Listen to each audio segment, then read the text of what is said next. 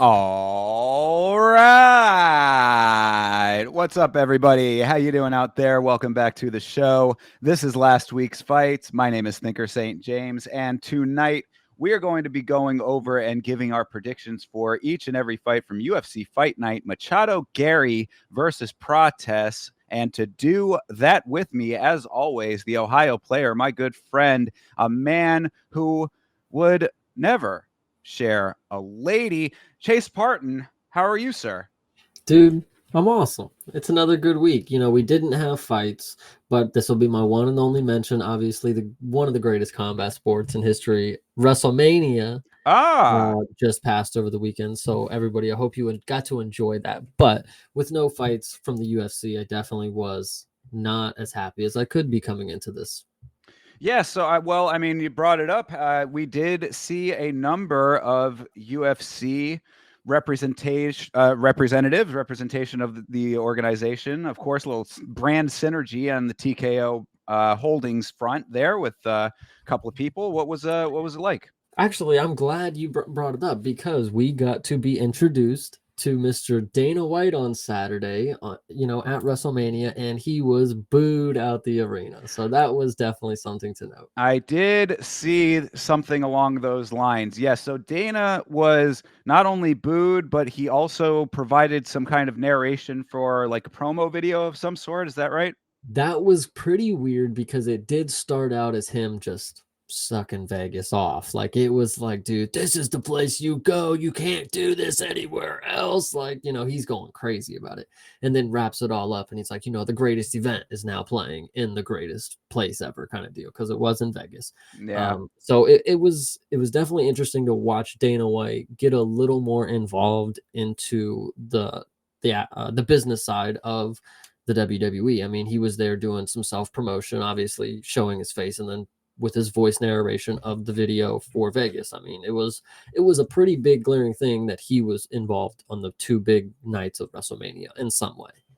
Yeah, I mean, that it's an interesting question to me as to like how much of that is a directive from TKO and how much of that is him himself. Obviously, Dana White is not the type to take orders, quote unquote, but everybody's got their people to answer to, and I would think that there's probably like this is the like if this is the level of cross promotion that they're going to be doing, like I'm okay with it to this extent, but this is the farthest extent that I'm okay with. Like if you see people from WWE at UFC events and vice versa, that's okay. Dana getting a little involved in like a promo package doesn't bother me, but like it is sort of annoying because I don't like the intermingling of the two of them very very much, but if it's just going to be this level, I guess it's okay. And I would think that the higher ups at TKO are probably wanting that, for brand synergy. I think, and I'm leading into the other two cameos that we got for the UFC, but I want to start by saying, like, why is it such a problem that maybe Dana White and these other people are there because one, they have family that they're taking, or B, they want to be a part of WrestleMania, or C, they just enjoy the sport of pro wrestling. And you don't really have to enjoy the actual sport of it, but the business aspect of it for Dana White, or there's other people who enjoy different things for the. Because wrestling is fake and gay, Chase. Do you not know? I'm kidding. No, I hear But you. I hear you. I hear you. But so going into our other two cameos for other people that I just assume probably just went there because going to WrestleMania is something that they've probably always wanted to do since a kid, such as Israel Adesanya. I ah, truly believe he went there because he probably grew up watching pro wrestling. Like he seems like the type of dude that he grew up watching it and going to WrestleMania. That's like that's the end of the year for him. It's like I'm going on vacation, I'm going to WrestleMania. That seems likely. Now, the one that was very interesting, and it also seemed like he was sitting a little too far back for the camera to even know that he was there. Marav Dvalishvili was also at WrestleMania. yeah. Yeah. I mean, Uh, did he do anything, or was just kind of just like a quick shot of him? just sitting in the crowd watching, Yeah. just holding his belt. And so, I think that goes back to the same question that I started off with: how much of it is like an Israel Adesanya, who and because I agree with you completely. Izzy is definitely the type to have been a big wrestling fan back in the day, and then how much of it is just like we want to have people representing the UFC in the crowd. And you're not, I mean, like the thing to me about the whole wrestling versus MMA thing is that like I enjoy them both separately. Like I very much can still get into some pro wrestling stuff. The modern stuff is not as great to me, but I'm probably looking at it through some nostalgia glasses, and a different, times were different, that kind of thing, whatever. But like I can still enjoy it. Like if pro wrestling came to town, which I'm sure that it does, I know that a bunch of cities in Florida get it. Like if somebody said, "Do you want to go?" I'd be like, "Hell yeah, yeah, I'd absolutely go watch AEW or WWE or whatever." But like it's just when they like cross over into each other that I think it like starts to kind of sully MMA a little bit personally. But like, but I think that they're doing a good job of not letting that happen, and that's what I'm most happy about with the way that TKO is handling both brands together. So I actually want to bring something up because I think it is a worthy topic because it does involve mixed martial arts. So there are two superstars, CM Punk, obviously you know who this one is, Oh, I certainly do. and the other one is Seth Rollins. Now Seth Rollins has came out and said that he would like, and maybe it's just a character, maybe he just threw it, but a lot of people do believe that there is some real beef between them. Whatever. He came out and said, like, I would love to do some sort of cross promotion where we do an MMA match in pro wrestling, and I want to go against CM Punk. So yeah, I think I saw like an image that had that quote on it. Definitely. I like.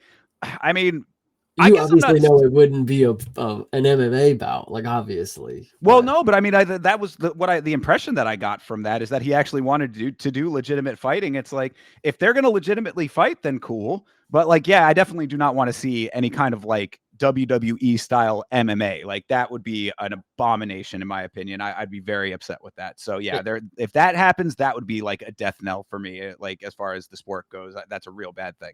to spoil everything already, I actually think when Ronda Rousey crossed over, they did MMA style, pro wrestling bouts, and she's not there anymore, so it probably wasn't a hit. Yeah, well, I had heard that she was not very well received in general in the wrestling world. I mean, like I didn't follow her, arc very much, but yeah, like I don't think that she was a big hit over there.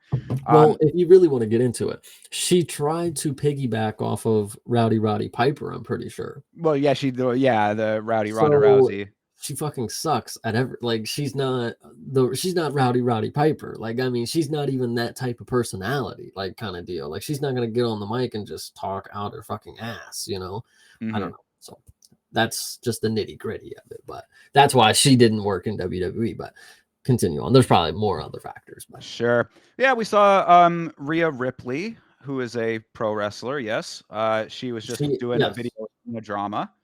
And then she was also in the crowd at 314, I believe. Yes, exactly. I was gonna say cheering on Volk, wearing the Volk shirt. Yes, she was also there. She Australian? She is Australian, yes. There you go. There you go. Yeah, gotcha. Okay. Or So maybe New yeah, Zealand. Don't just quote me. One of the two. yeah, that region. I gotcha. So yeah, so I mean, like, really, I think that at the end of the day, like I had kind of said, is that, it's good to see that if they're going to be under the same umbrella, we're gonna start. We'll get off of wrestling in just a second, Beeb. I promise you, brother. Beeb is throwing tomatoes in the chat. I appreciate that's fucking funny as shit. Anyway, to wrap it up, if it's going to be that both of these brands are under the same roof, I am glad that it's just this for now. Like what we were talking about with like the like pro wrestling style MMA, that would be absolutely atrocious. Keep it away from the UFC. And like that kind of stuff can happen in WWE if they want it to. Like that WWE is for fantasy land, UFC is for the real thing. As long as that bond is never broken, as far as that element goes, I'm okay with all of this synergy shit. I think I have one last question about the event for you, because I think in the future, if this is going to be a partner brand type of thing, the UFC could adopt something like this, and I want to know your opinion.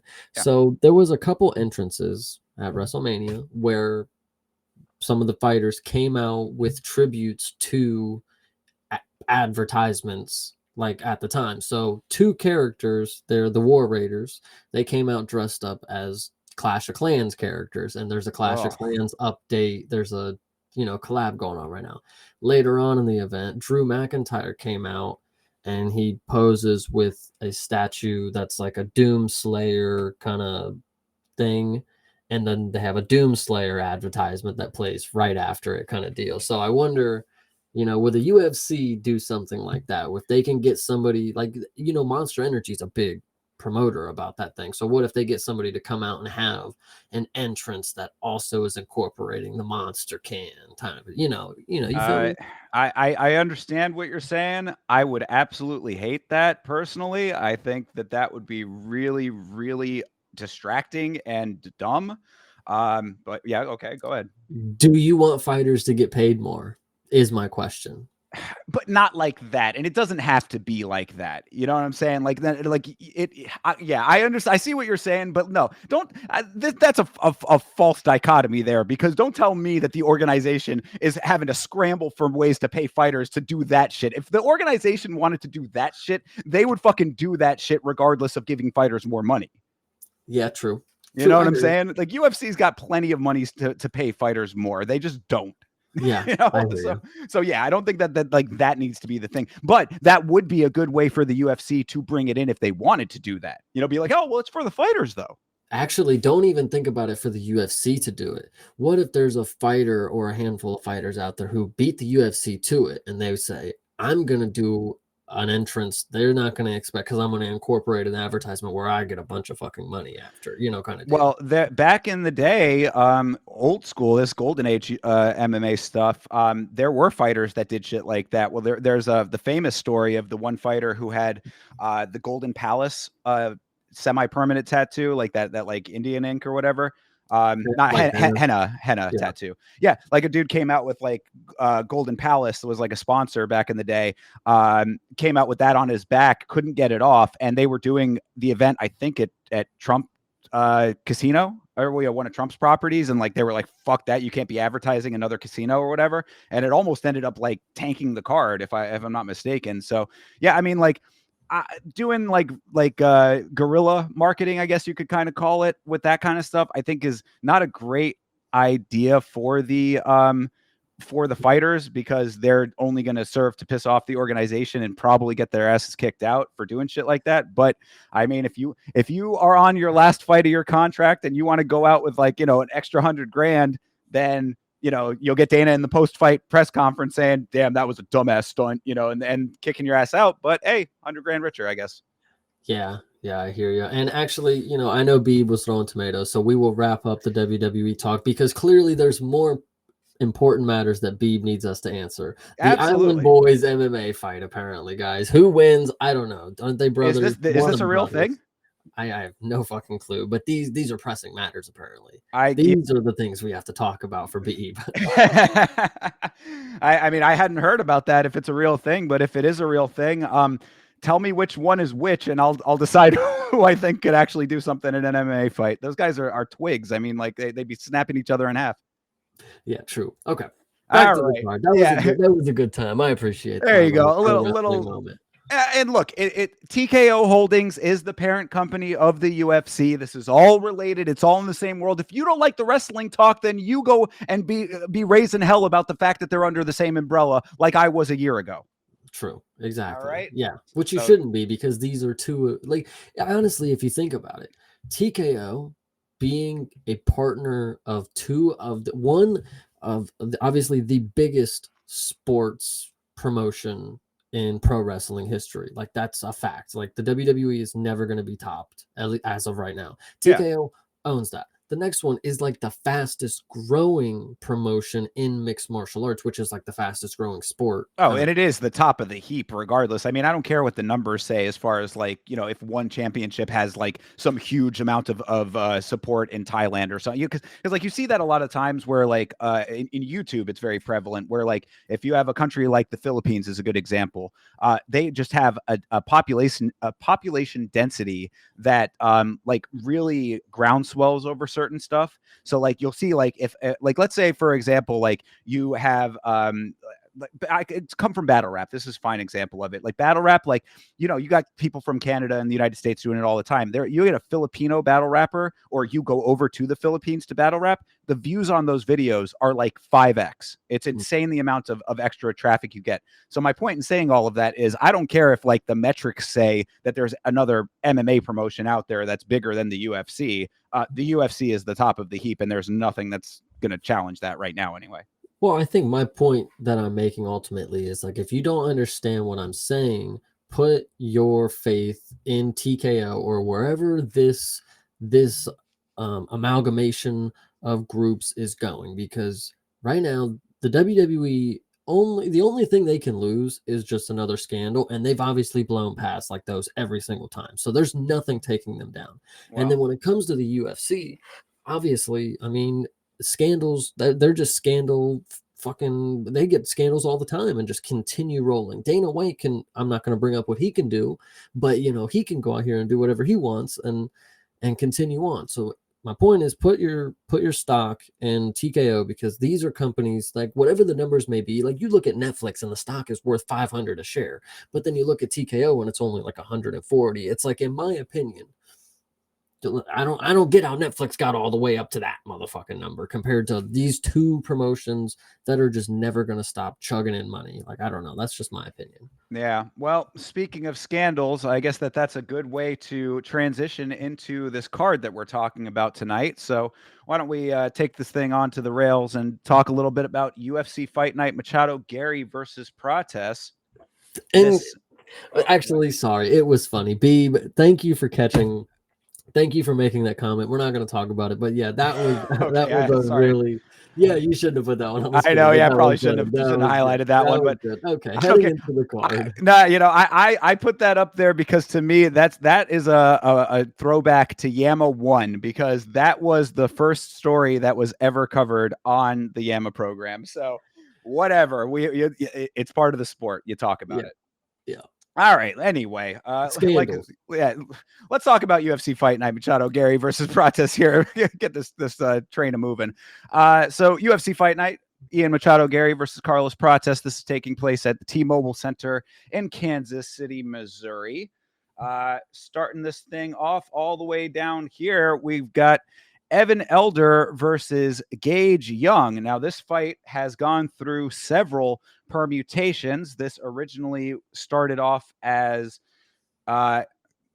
Mitch Ramirez versus Ahmad Hassanzada, and then Evan Elder took over for Mitch Ramirez, and then a scandal broke out with Ahmad Hassanzada, Gage Young stepping in for him. So I guess I can go into a little bit more detail about this fight, but just to touch on the scandal aspect of it a little bit, there is a video out on the channel now that goes into detail about it. But basically, to summarize what happened there, Ahmad Hassanzada, only days before making his debut, was arrested for sexual violence against a minor. So another day, another predator in the MMA world, unfortunately. But he's been booked on this pair of felony charges, and was not able to make bail, from what I understand, $400,000 bail. He's still in county, and that's pretty much where that is at. So no new updates since the video came out. But Chase, you got any thoughts about this? Honestly, no, because, you know, unfortunately, when it comes to horrible things, my mind is just quick to make light of it, and I feel horrible for the situation. But you know, this dude, he could not have done something worse. Like, he's just ridiculous. Like, that's just foul, man. Yeah, it's beyond. I mean, you know, look, allegedly, as what I say in the video, allegedly, we don't know all of the details yet. Innocent until proven guilty, all of that stuff. But if the allegations are true, this is truly heinous shit. Yeah, this is not the allegations you want. I know it is. What'd you say? Innocent until proven by, you know. Yeah, guilty by a court of law. Yeah, this is just not these are not the allegations that you even like want to give a chance to, you know. These are the kind of allegations that get you killed in prison, is what happens there. I mean, you know, violence against a child of that nature, of the sexual variety is about as bad as it gets in our society. And you know, I didn't talk about it in the video, and I don't want to go into too much detail about it because it's a very sensitive and touchy kind of thing. But you know, this dude is from Afghanistan, and there's a cultural aspect there that certain communities have different mentalities when it comes to how they handle young people, and it don't fly in the modern world. So I'm not saying that that's all of Afghanistan. I'm not saying that that had any part in this necessarily, but if there's any correlation there, and this is the same for like the Orthodox Jewish community also has problems with this. Like, this is not just like one type of people or anything like that. I'm saying that there are just communities around the world that have problems with the way that they handle young people or what they think is okay with young people, and it needs to fucking stop. Yeah, I actually think that was, I didn't even think about it at first, but the most important thing is like, bro's over here on a visa. Like, and he just, or like, he comes over here and he does this. It's like, I don't think we're gonna be too easy on him in like the judging system, whatever you want to think. Like, I said, I said that he is going to get, an eternity in prison or something worse than that, or they send him back to Afghanistan with nothing, and then maybe that's its own version of a sentence, you know? yeah, true. Yeah, I hear that. So yeah, so we don't really know exactly what happened there, Beeb, because Beeb is asking, and I thought this was actually pretty funny. Yes, his fight is canceled. I don't know why it's not showing, but anyway. But yeah, no, he's accused of some very serious allegations against a minor. There it went. But yeah, so Ahmad Hassanzada is pulled from the card. Gage Young is stepping in for him. Let me run these two guys down real quick. Evan Elder is 9-2. He's 2-2 in the UFC, 3-2 in his last 5. His run in the UFC started with a pair of losses, one of which was to Preston Parsons, which is but the other one was to Nazim Sadikov, so that ages kind of well. He followed the losses up with a pair of wins over Gennaro Valdez and Darius Flowers. Gage Young is also 9-2. He is 4-1 in his last 5, all outside of the UFC. Of course, this is his official debut. His one loss was on the Contender Series to Quillen Salkild, who just picked up a nice win at UFC proper in his debut. But all 4 of his last wins have been knockouts. Mhm. So. Yeah, when it comes to this one, I look at Evan Elder, and if you're gonna sit here and tell me that he's fought in the UFC before, okay, well, I clearly have been. Yeah, see, look, he's obviously not somebody that I need to be on the radar for, kind of deal. So that's the tail of the tape for that guy. But when you come over to Gage Young, he's a dude that when I watch the Contender Series, and obviously this is great marketing on their end. They obviously know how to put a little story package together, because Gage Young just, he seemed like a real chill dude. He looks like I'm trying to think of the story. I want to say I don't know, stuff was ringing in my head when I started thinking about him, but Gage Young just seems like a type of dude that wants to be a fighter. He obviously was called back for a reason after not winning on the Contender Series. I mean, to go to decision against Salkild is pretty good, because I remember thinking Salkild was like damn near decent. But Gage Young, I mean, seems like one of those wild card guys that Dana kept in the back of his mind, like, call him. He's the guy to call. And then you get people like Kevin Holland in situations like that, like I like a guy like that. And I think you're exactly right in your thought process there, because this is one of the fights. I did a little bit of going back and running the tape back. I often say go back to our old episodes and listen to what we have to say to get our full opinion. So I did that, and I did it for a couple of these fighters. This was one of them. And listening back to our discussion of this fight, you were giving Gage some pretty high praise. You were really impressed with the way that he was.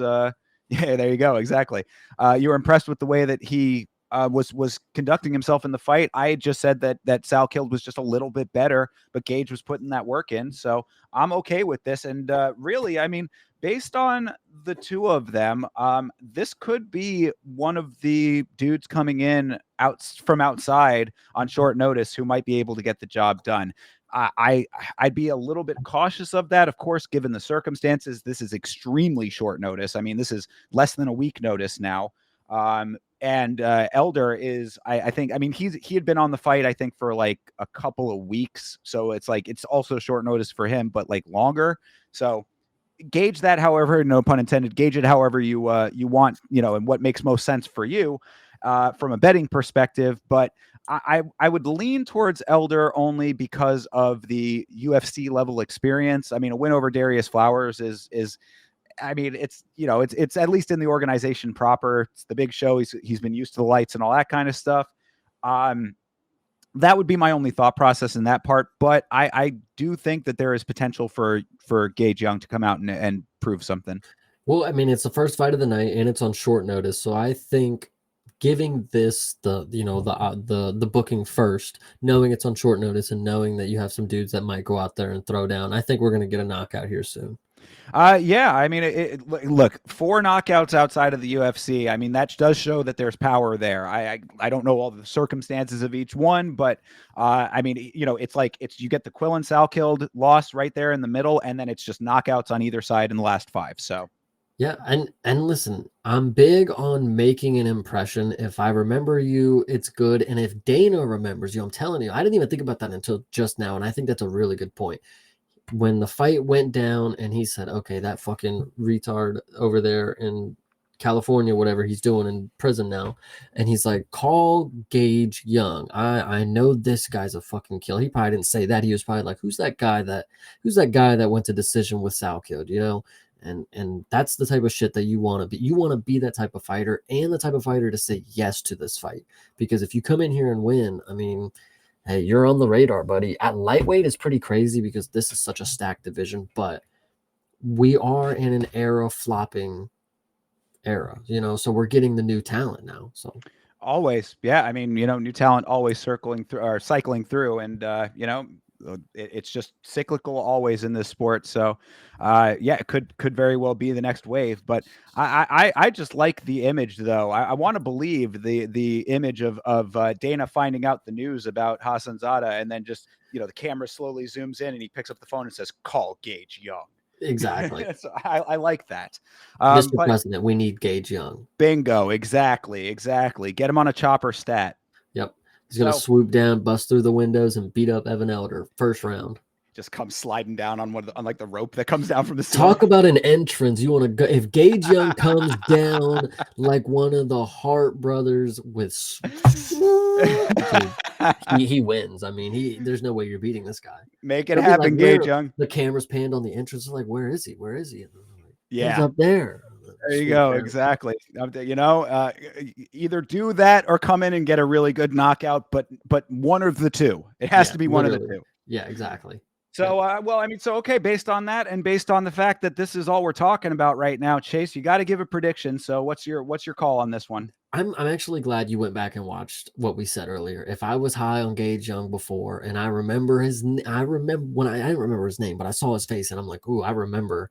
He's got that rugged look to him. Like, I grew up a fighter kind of deal. Mm-hmm. I'm going with him for sure. At 24 too. Ooh. Yeah, exactly. And the other one thing I just wanted to quickly check. Yeah, I mean, you see, he's got the one knockout. We're talking about Evan Elder here. Evan Elder has one knockout outside of the UFC, then the 2 losses to start the career, like I said, and then the submission win and then a unanimous decision. It's like, those are great, but if Gage Young is out here knocking heads off, then, and we both liked him on the Contender Series, I think that this is a good dog.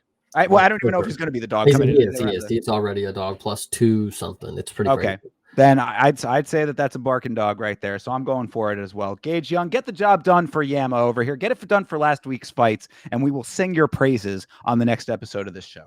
This is the type of dude that after he wins, we could reach out and be like, yo, we got some merch for you because we've been putting you on, dude. I'm telling you. Absolutely. Follow the Checkmate model. Shout out to those guys doing some big things with their sponsorships.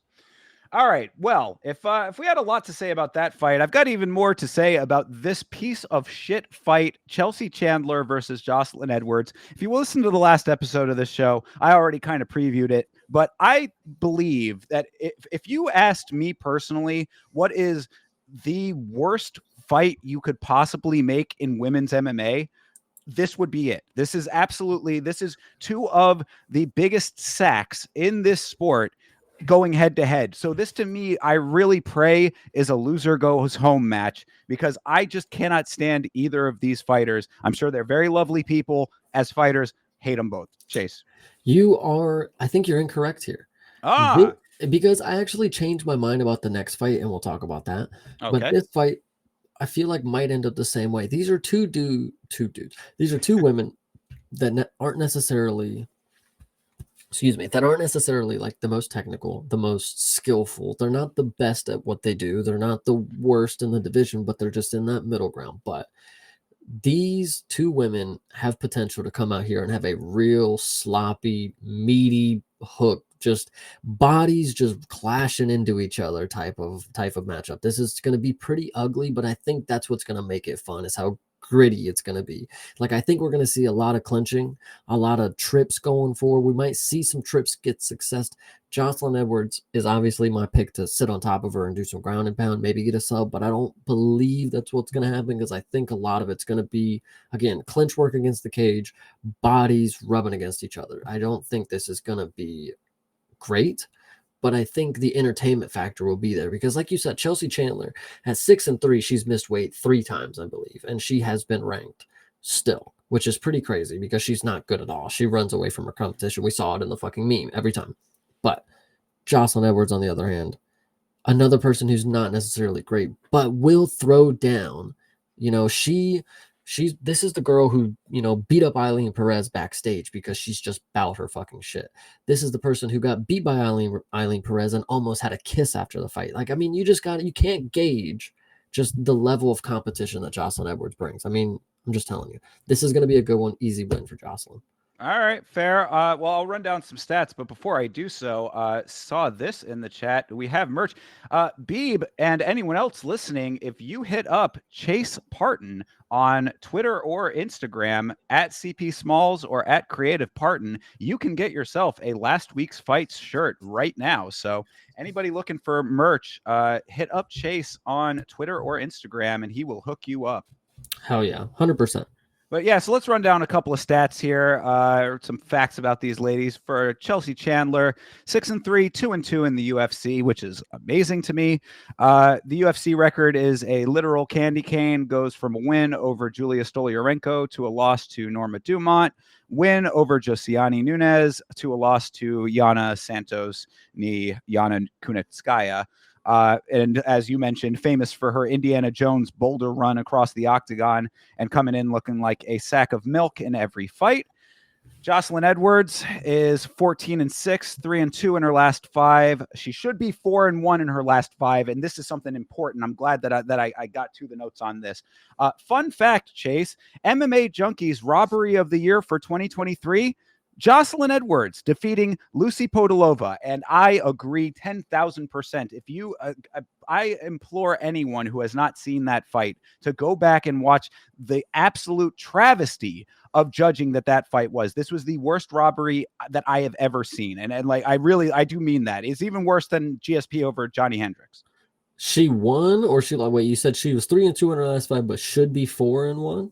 Oh, excuse me. She should be. Sorry. Yeah. Other way around. Okay. She should be 2. She should be 2-2. Wait, 2-3. 2-3. Okay. Yeah. Okay. Yes. So sorry. Okay. I was thinking. I was like, damn, 4-1 in their last 5, and you're still not a fan. Like, no. I misspoke on that. Sorry, I got those mixed up. Yeah. She should be 2-3. Yeah, and all that aside, you may not like her. You may understand that both of these women are listed at weights that aren't even weight classes on ESPN because they miss weight so frequently. I think that's actually really funny to note. Like, normally when you go to the weights, it'll be like 170, 155. Just noticed, this is crucial to note, Evan Elder should be coming down a weight class. His weight is listed at 170 on there. Mm-hmm. So crucial to note on short notice. Oh, good point. I didn't even think about that. Yeah. Weird. Now that I think about that, even weirder. But this one, well, either that or this could be they might be letting Gage Young just just not have to make weight kind of thing. True. Yeah, you are right. But this I don't know. They have it listed at lightweight, so I don't know. But back to it, it is funny. Chelsea Chandler 141, Jocelyn Edwards 139. If that's anywhere close to what they've made before, obviously they just fucking suck. But we know they miss weight. Who's going to make weight this time? We don't know. But I can tell you one thing. Jocelyn Edwards, Miss Thunder Thighs herself, will be putting on a performance that you will not forget. She comes out in white this time, I'm hoping. Chase is a fan. If you couldn't tell, yeah, no. Edwards, she losses to Eileen Perez and Nora Cornell, both age pretty well, I would say. But wins over Tamiris Vidal and Ji-Yoon Kim, both of whom were on multi-fight losing streaks at the time. Again, not really like doing her any favors, but I do think that Edwards should take this win.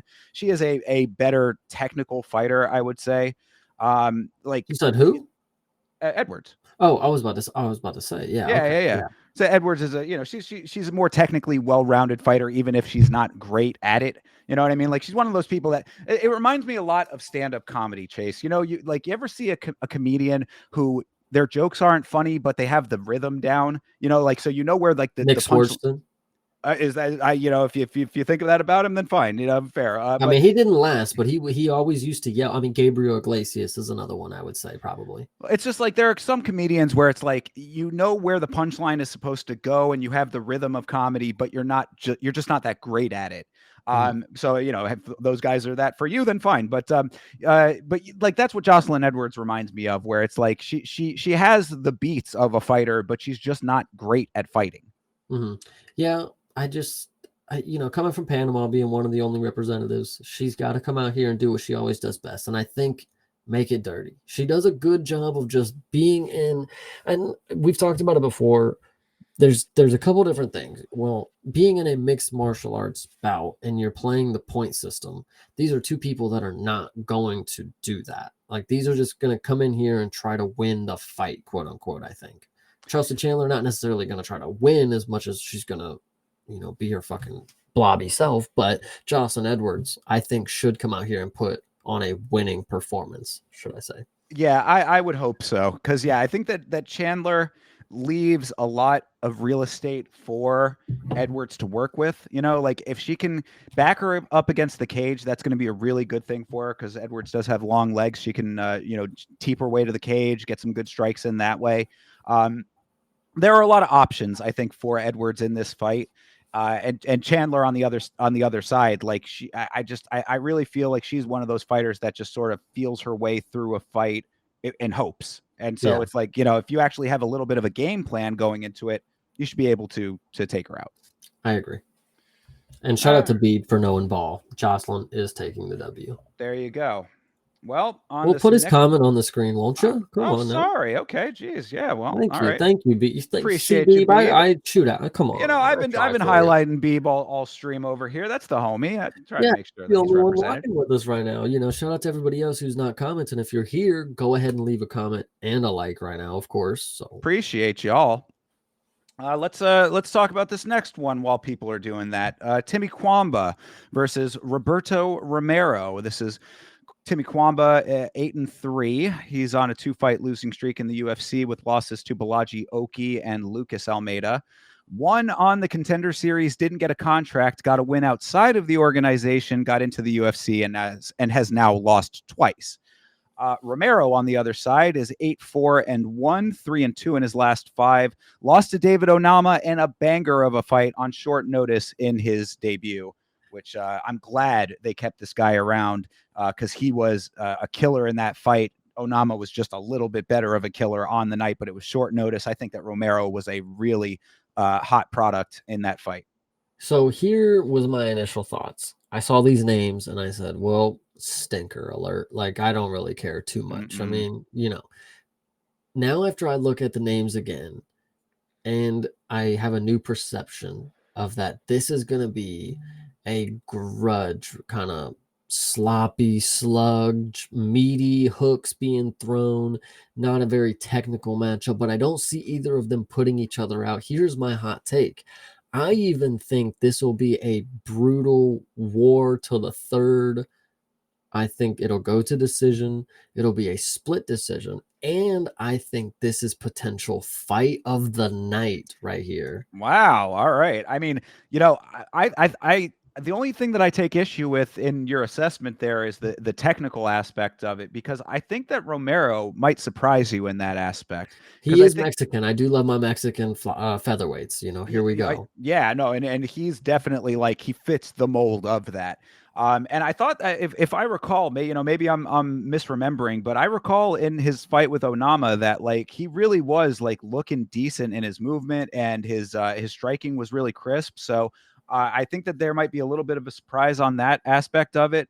Kwamba hurting for a win right now, so I mean he might be coming out here with a point to prove of his own. But I mean Romero, like I had mentioned, he came in on short notice in his debut, had a great fight, but did lose it. So, on a one fight, loss streak, I can't really call it a streak, but he's coming off of a loss, trying to keep himself in this organization, wants to be here, I would assume. So it's like I think that there's a lot on both sides that is riding on this fight for either fighter. So I think you're right. I think it has potential to be a really good banger. I'm looking a little ahead. Potential fight of the night is going to be hard. I mean, there are some pretty decent ones, but I think there's only two other valid options in my opinion. So when this comes up, I think we will leave this fight and going into the next one, we will be very very like high on this. Like wow, that was the best fight of the card so far, of course. But then going on to it, I think this is going to be the high point of the prelims. We're going to slow down going into the next one. I'll say why, but we'll slow down a little bit and then we'll pick up a little later. Yeah, no, I think that this has some good potential. You see, the odds on this book are pretty much a pick 'em right now. I mean, this is about as even as it gets, -105 to -115 for Romero as the higher, quote unquote favorite. But yeah, I think that this is a really good matchup here, and I'm going for Romero on this one. Again, you got to make your predictions as well, Chase. You got to predict. I'll take my Mexican guy for real, Yeah. Roberto. I mean, I think the odds are close because I think I painted the picture perfect. This is going to be a good one to go back to. I'm telling you, split decision for Roberto. Lock it in right now because Yeah. it's going to be a sludge, and he's going to put some more damage on Timothy. And I did want to just quickly highlight, I know our audio only listeners can't see this, but last episode you had commented on Romero's hairstyle, and looking at it in this bigger picture here, he needs to fix that before he comes into the cage, because that is not working. Yeah, I don't know if there's just some male pattern baldness going on somewhere on the top there, or if that's just how he rocks. I don't know, but yeah, I'm agreeing. Go bald at that point, buddy. He's got the thing that I have, where it's like he's got like like a line that sort of starts forming, where it's like a part that yeah, I don't know, but his goes both directions. So Yeah. yeah, interesting. Anyway, but yeah, no, I think that this fight has a lot of potential to be really, really good. So keep an eye out for that fight. Yeah, Beeb, thank you for the weak hairstyle comment. I'm glad Thinker brought it up because I love when we talk about the hairstyles. It's part, coming, the look is 10 times part of it. I'm telling you, if Jocelyn Edwards comes out in the white draws, she's cooking already. She's already won in my book. So, All right. Well, we'll see. Hopefully she does then. But speaking of ladies, let's move it on to the next ladies fight of the evening. This is Jacqueline Amarim versus Polyana Viana. Amarim is 9-1, 4-1 in her last five, with a win over Vanessa Demopoulos and a loss to Sam Hughes, which I thought was a little bit strange, but that is Sam Hughes, who is able to win when you think she should lose and able to lose when you think she should win. So it is what it is there. Polyana Viana is 13-7. She has been around for a while. 2-3 in her last five, losses to Tabitha Ricci, Asmin Lucindo, and Jillian Robertson, wins over Jinyu Fry and Mallory Martin, whoever the hell that is. I will start by saying that I think my gut instinct is to not believe that Jacqueline Amarin is going to walk in and walk out with a submission victory. At some point, the promotion is going to throw somebody who's not going to get caught in the submissions that everybody else is getting. She's not going to get armbarred. She's not going to get blah, blah, blah. Some woman coming down the line is going to be that for Jacqueline Amarin. And my thought process is this is going to be this one. Because Jacqueline, not only is she a submission artist, but she does have a decent amount of TKO victories. And I will say it's possible this time she gets a weird early stoppage TKO kind of deal, or we get a not boring decision, but we maybe get a decision that is Jacqueline should win unanimously, I'll say. Yeah, I'm going unanimous decision for Amarim on this one. Not Viana, sub, really? no, yeah, no, definitely not. Because Viana has been around for long enough that this is another situation where it's like she has to have the awareness at this point to be able to hang in there and not just get caught in obvious traps. She's not going to be pulling a what's her name, Pooja Tamar type situation. You know what I mean? Where it's just like making the obvious mistakes. Like that doesn't scream to me what's going to happen when it comes to Polyana Viana. But I think that Amarim's going to be, I basically think it's going to be a lot of attempts without success. I think it's going to be her getting Polyana to the ground. I think it's going to be her doing a lot of tactical maneuvering kind of situation, trying to advance positions. Viana's just going to kind of roll with the roll with the attempts and kind of try to get herself out of it, but she's going to get tied up, and it's just going to be a lot of ground game with not a lot of success on either side. I would like to ask before I make my point. This is Alex Pereira's ex-girlfriend, yes? Correct. Polyana Viana is the ex-girlfriend of Poatan. Now, this is the first time we've seen her fight since the breakup. We've seen Poatan fight 4 or 5 times. Yeah, I think she might have fought one time before. I mean, one time after they had already broken up. I think that the Robertson fight. Yeah, because that was this year. So. Oh, okay. No, that was last year. Oh gosh, you were right. Jesus Christ. Yeah, January of last year. Holy crap. No, you're right. Okay, fair enough then. Yeah. Wow. So she hasn't fought since the breakup.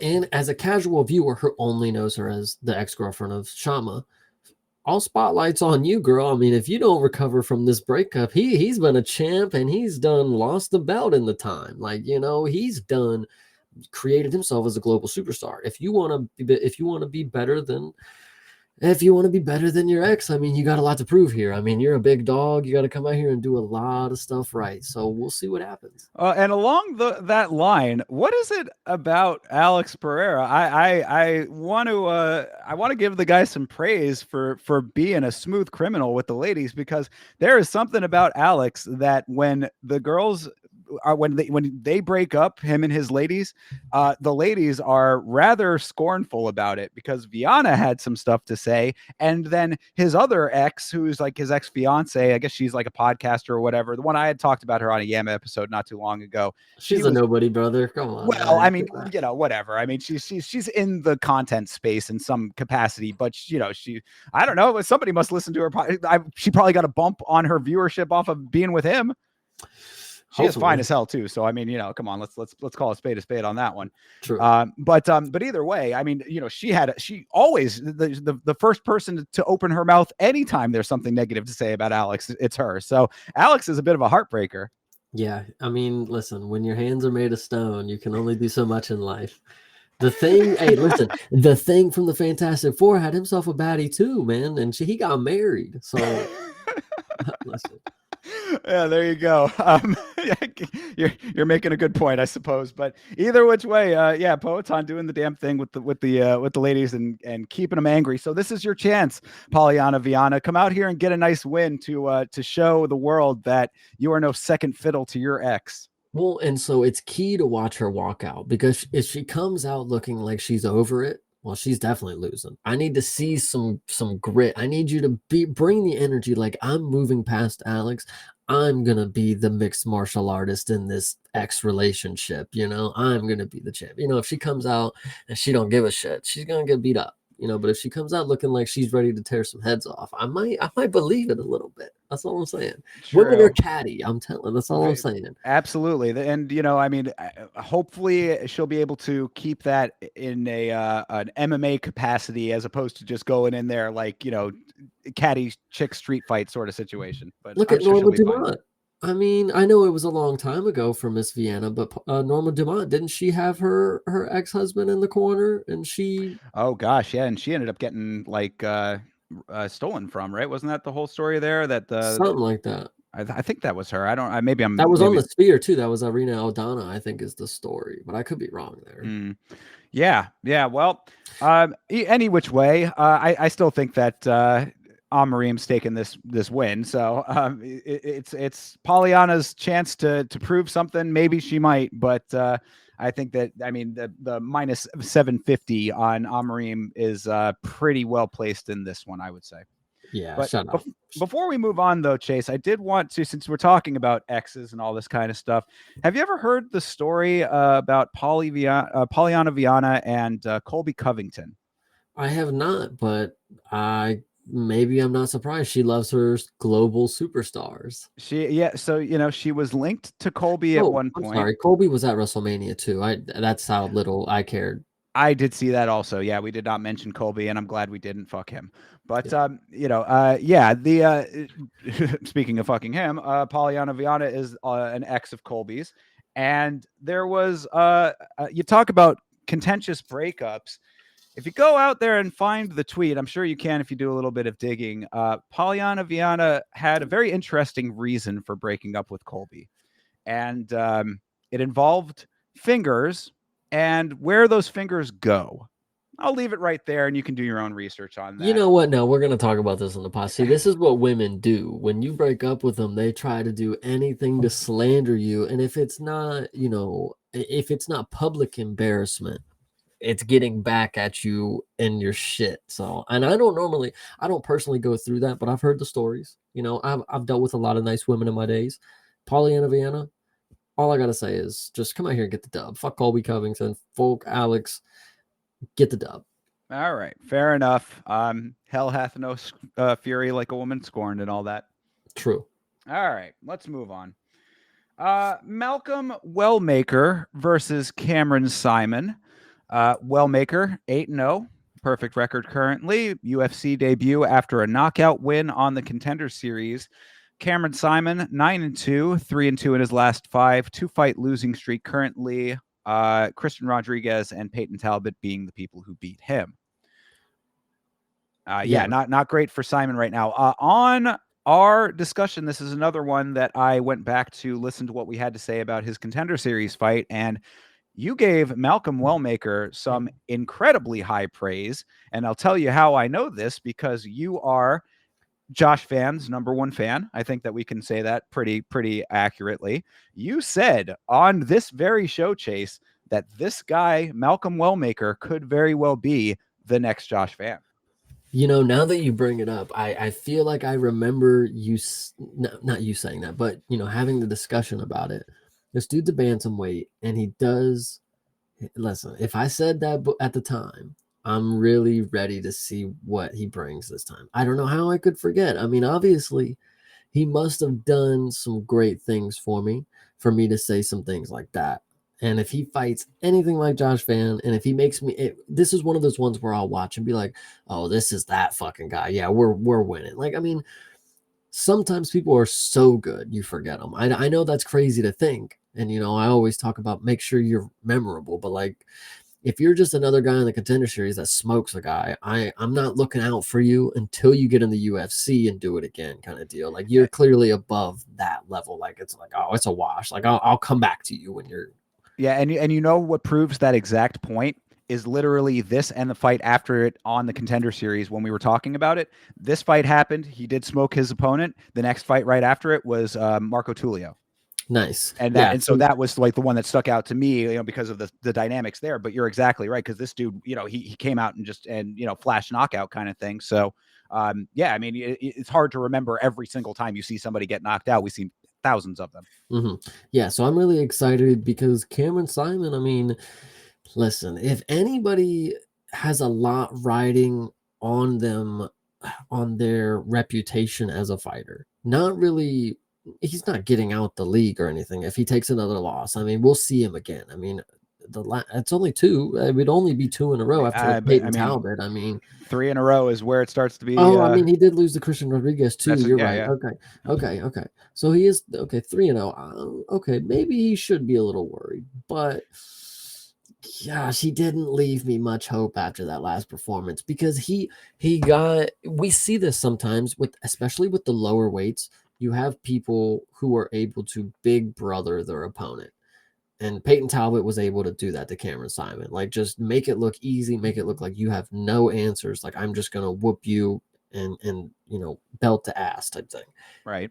Malcolm Wellmaker, if I compared this guy to Josh Fan, I tell you what he's able to do, and that's big brother, people. So if he comes in here and puts Cameron on the back foot and gets him, worrying about the feints, and he's getting them, his hands moving a little bit, Malcolm Wellmaker should get this one done. At even odds, I really kind of like this one. Now I'm on the lookout. Yeah, for sure. I mean, the big thing that sticks out to me is that Simon is a guy who has shown himself to be beatable. And it's like, look, I mean, granted, it's like everybody has some element of that, perhaps, unless you're Habib or Ilya or whatever. You know what I mean? Like, there are a couple of guys that you could name that, like, until you lose. right, exactly. The guys that are untouchable until they aren't. But like Simon has shown that there are cracks in the game when it comes to his conducting himself in the cage. And the other thing about Simon that I remember is that he really had a problem with fouls. Like at least in one of his wins in the UFC, like he was fouling left and right. So like maybe he's reined that in a little bit now, but like you have this dynamic where it's either like you can be in a situation where you're on the back foot and getting pressured around and big brothered like you had said, Chase, or you can have a situation where you're in the driver's seat and everything's going great, but you're also fouling yourself into oblivion, possibly risking point deductions, because I think he actually did get a point deduction in one of his fights.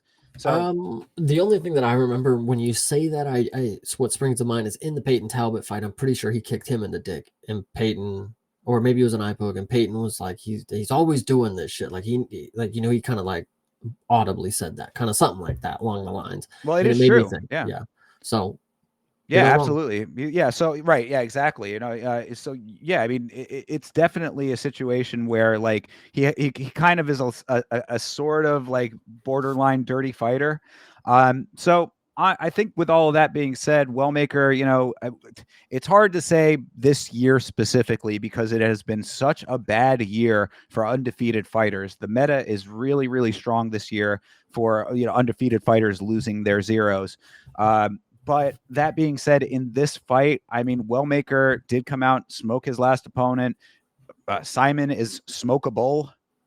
I think that as a pick'em, I'd go with Wellmaker on this one.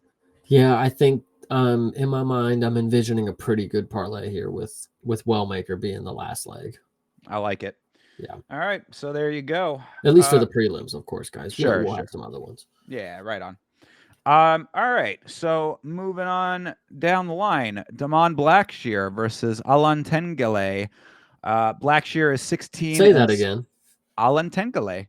That's a really funny pronunciation. I know it's like probably accurate, but like just how many L's are in it, or like Alatengale. It sounds really pretty interesting. I mean, it's his bro's name. My bad, man. Listen, I don't know. It was just it was a nice ring to it. It does have a bounce to it though. It's got a rhythm. I mean, Alan Tengele. when you look at it, it's like, oh, that's a mouthful. But when you say it like that, I mean, oh, that's a pretty easy name. It's kind of, it's a little, So that's anyway. it's one of those things you have to go back to like grade school and like sound it out. Alan Tengele. Okay, now it makes sense. Yeah, I hear you. Okay, so anyway. Yeah, Blackshear is 16-7, 3-2 in his last 5. His losses are to Montel Jackson and Mario Bautista. Wins over the homie Cody Gibson, breaking my heart on that one. Cody Stamen and Jose Johnson, Mr. Tall for Nothing. And Alan Tengele is 17-9-2, 3-1-1 in his last 5. Went to a draw with Gustavo Lopez in 2021. Lost to Chris Gutierrez, wins over Clayton Rodriguez, Chad and Helliger, and Kevin Kroom, the Sancho, who was shacking up with Tim Elliott's old lady. There's a lot of different circumstances and a lot of different people who have to have different paths, or at least different reasons to make me want to be a fan.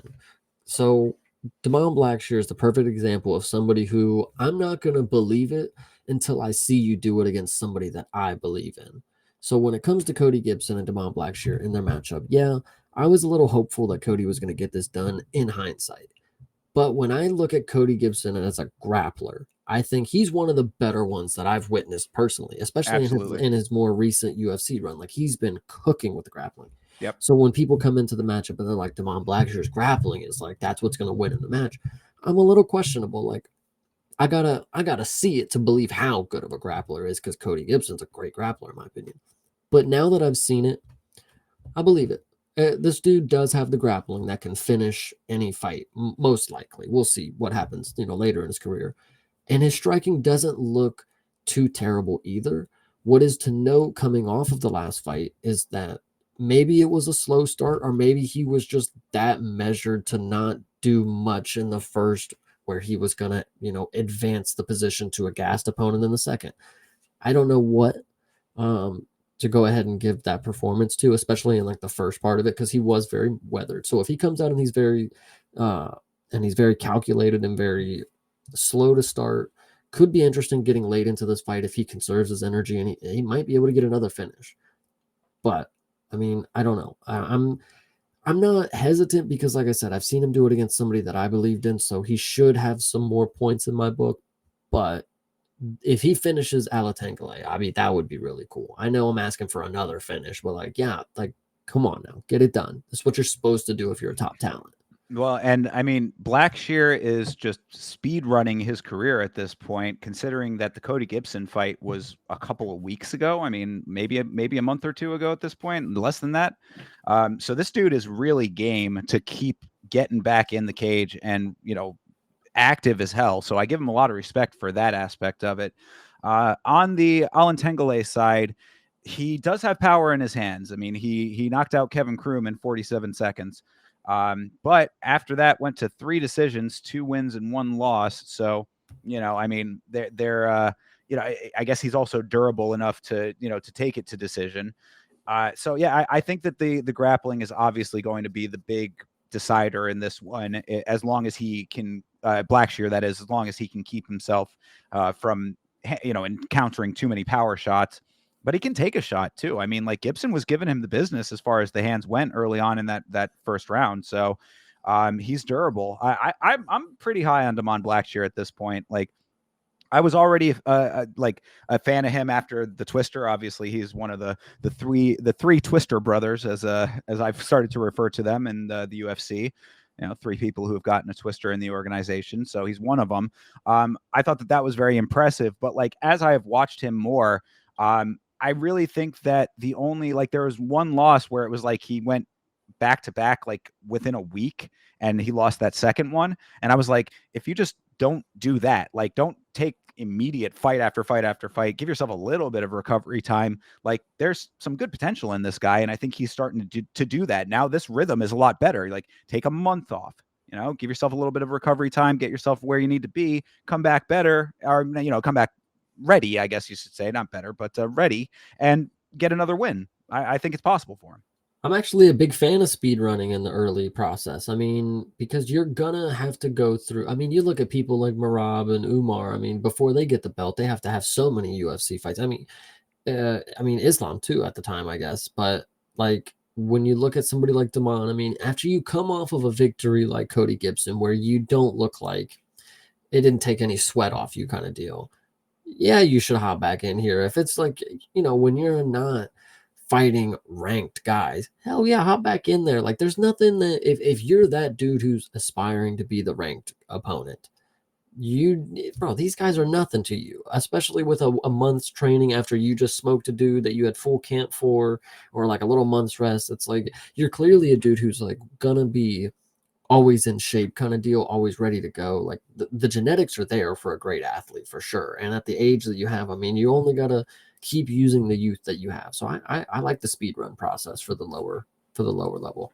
Oh, I agree. Yeah, I think it's great. I mean, it's also nice to see guys who, when they're getting wins, capitalize on that momentum. I mean, how many times have we seen somebody get like a really nice win and then just fuck off into the ether for a year? It's like, Yeah. dude, you're doing yourself no favors. I mean, this is a cutthroat sport as far as that goes. Like, if your name is not in the conversation, like, the organization will by nature pass you over sometimes. Like, you got to keep yourself relevant. So, Yeah. go out and get a good win. He obviously just got a really nice win over Cody Gibson. He's racking up some decent wins against some of these guys. I'm pretty high on Blackshear right now. I think that he's a good like solid, well-rounded fighter, and him being back on regular rotation, getting back in there on a regular basis, works for Kevin Holland. It can work for you too. Hell yeah, I agree. Well, maybe not necessarily to that extent, but yeah, I say hopefully it doesn't play out the same way that it plays out for Kevin Holland. Keep getting your wins, but but even Kevin Holland came back and got a win recently, right? So yep. Anyway, and he's whatever. also booked for another fight against Vicente Luque. We can drop that on. We can be the first to drop it, guys. Clearly not, but right. Just wanted to throw that out there. Sure. But yeah, I mean, it's a good point, right? I mean, the more that people see your face and the more that they see you win, the better off you are in this sport. So go out and get it done, Mr. Blackshear. Yeah, I agree. Yeah. And then I guess just to finish it up on Alan Tengele's side, like, I mean, he's a decent dude who's like another well-rounded guy. I think this is going to be competitive. Like, I don't think that the odds are really representing this fight well enough. I do think that Alan Tengele can handle himself in the cage. Like, he's not going to get smoked, but I do still think that that Blackshear takes it. That's biggest concern is that Alatangale is a 5'5" bantamweight. So that's just what rings out to me is like, Damon Blackshear is probably going to he's going to be huge in this matchup. True. Yeah, I think that makes sense. So final picks. Oh, yeah, Blackshear, definitely. Yeah, I think Blackshear as well. By finish, actually. I think he'll probably come out here and look impressive again. Yeah. Now would be the time he's got his foot on the gas. Yeah, I think if he could do it against Cody, I think that he could probably do it against Alan Tengele. True.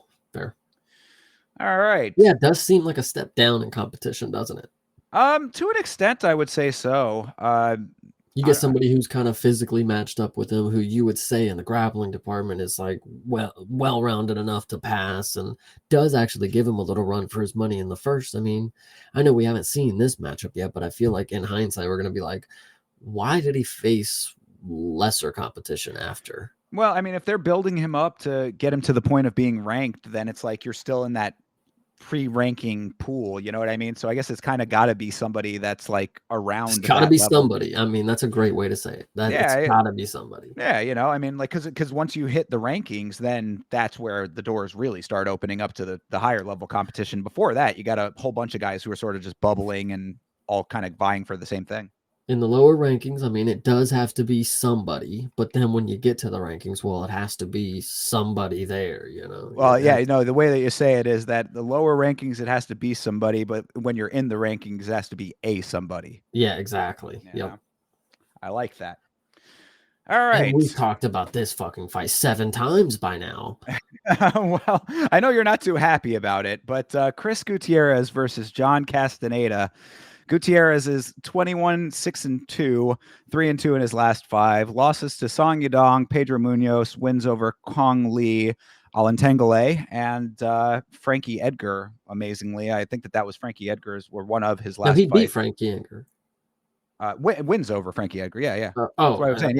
Yeah. No, losses were Song Yadong and Pedro Munoz. Wins over Kang Lee, Alan Tengele, and Frankie Edgar. Yeah, he actually kneed Frankie Edgar into like retirement, like knocked him out. It was pretty bad. So, yeah, was that his last one, or was it the Corey Sandhagen that was the last one there?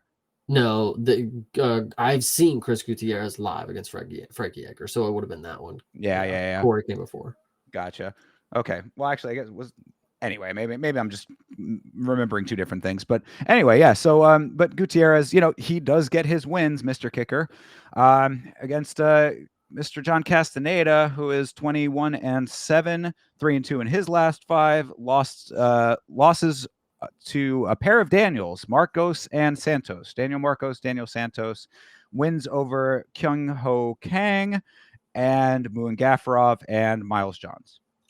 This one here, I mean, I'm just still not. I mean, they've tried to book it like 7 times, like waiting for somebody to be impressed. Like it's not the one that I'm excited for sure. Chris Gutierrez is the guy that will be unpredictable, but not in a way that you're like, oh, that's X factor. He does have that in his striking. I've said it plenty of times, and this is actually probably telling for what's going to happen. Is I've compared his striking a lot to Leon Edwards. Like he does have a very technical, rangy, kick heavy, stay at distance and point my way to a striking victory kind of game plan. Now, Go ahead. I was just going to say that all he does is kick. I mean, Leon Edwards too. I think it's a very good comp in my opinion, and I think that's a good mental comp too, because these are two dudes that can just maybe just not show up, and you have no reason why. And they'll blame it on they didn't get sleep or something kind of deal. So Right. Chris Gutierrez, I'm not the biggest fan of him here, but I don't think John Castaneda is anybody he's one of those dudes, and this is like a Styles make matchup guy. You have kind of fight. You have the Chris Gutierrez, who's the technical striker from range, and then you have John Castaneda, who what I assume, because I don't think I've seen him fight too much. I mean, maybe once or twice, just kind of like that barroom brawler kind of dude. Like his name is the Sexy Mexi, by the way.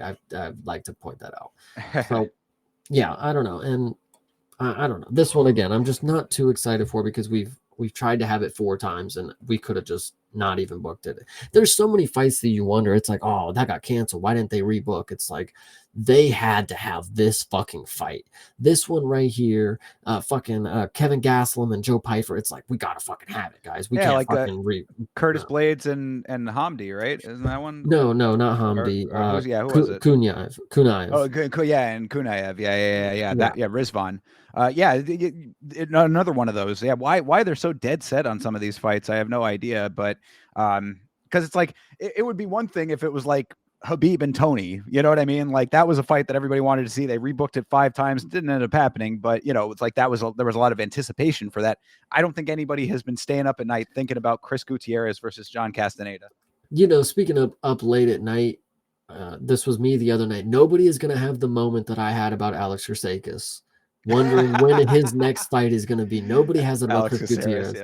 Yeah, nobody has these thoughts. I'm just saying. It's crazy. Yeah, Chase did jump into the Discord and randomly and asked when Alex Caceres is fighting again. So I need Bruce Leroy news, guys. Like, what's the deal? That was the same deal as me with Amir Albazi months before the Moreno fight. So yeah, sometimes they just come they pop into your head. But yeah, I don't think Chris Gutierrez or John Castaneda has ever been that fighter for anybody.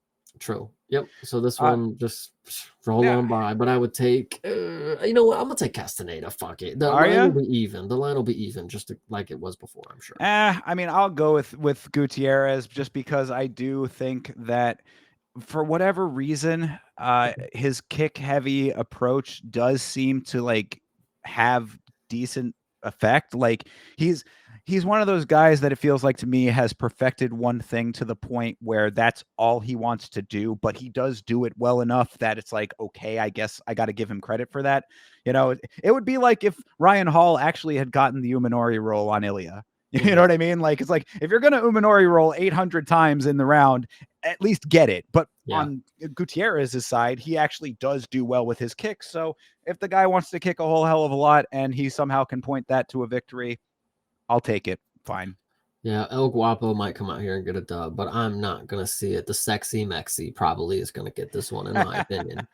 Well, you can fly your Mexican flag for that and put a bikini top on it or something. That's what I will do for this one. There you go. All right, for this one, another fight. One. I know another one. And kind of another middling affair here, but this is Matt Schnell versus Jimmy Flick. Schnell is 16-9, 1-4 in his last 5. Yikes.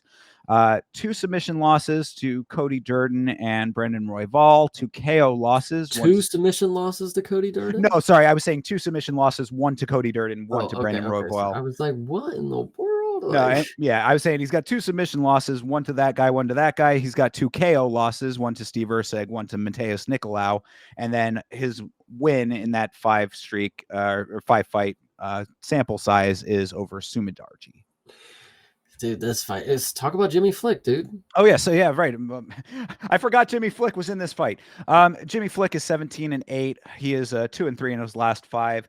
KO'd by Charles Johnson and Alessandro Costa. Submission wins over Cody Durden and Malcolm Gordon. Unanimous decision loss to Nate Maness. Yeah, see, nothing, dude. I've seen Matt Schnell be like, he's one of those dudes that I watched him get knocked out by Steve Urseg, and then they used that as rocket fuel for why Steve Urseg has good striking.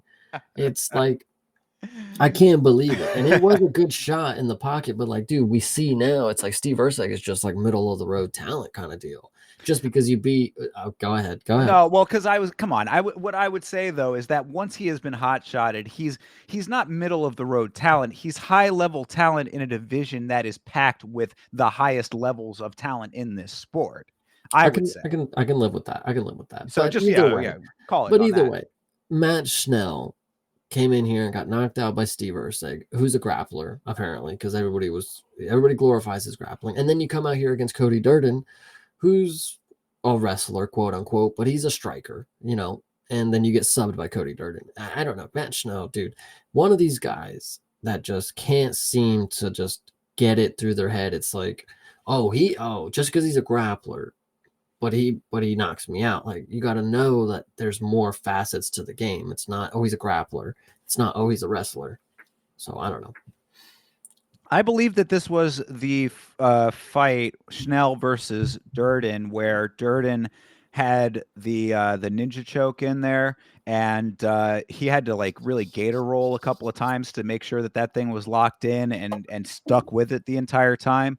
So shout out to Cody Durden on that one. Not related to this fight at all, just something I wanted to mention because I remembered it. But as far as this fight specifically goes, Flick is a dude who he's like tough and fast twitchy. You know, he's like kind of got one of those like sort of like jittery styles, I would say, but it doesn't necessarily lead to great outcomes when he's navigating the fight. So, I mean, they've got Schnell as the favorite here. I think that this is a lot closer than these odds are making it out to be. This is a 290 favorite for Schnell, minus 290, with Flick being a plus 235. I think that this is probably a lot going to be more competitive because both of these guys are kind of at the same level, in my opinion. Like, I think that at the one positive you can say about a fight like this is that the matchmaking is good because they are both just sort of middle of the road. Sorry. Yeah, you know, I mean, you can go that far with it if you want to. I was going to be a little bit kinder, but yeah, I mean, it's flyweight, dude. I mean, it's the highest. I'm telling you, flyweight is the most technical division in this sport. So, like, you know, you're gonna by nature be pushed to the bottom because of how good the rest of the guys are in the division. I would like to note that Jimmy Flick looks like the American Arnold Allen. Am I wrong? You are not wrong. You're not wrong at all, actually. Yeah, no, definitely some similar roots. Yeah, Flick also looks like he could be Bryce Mitchell's neighbor.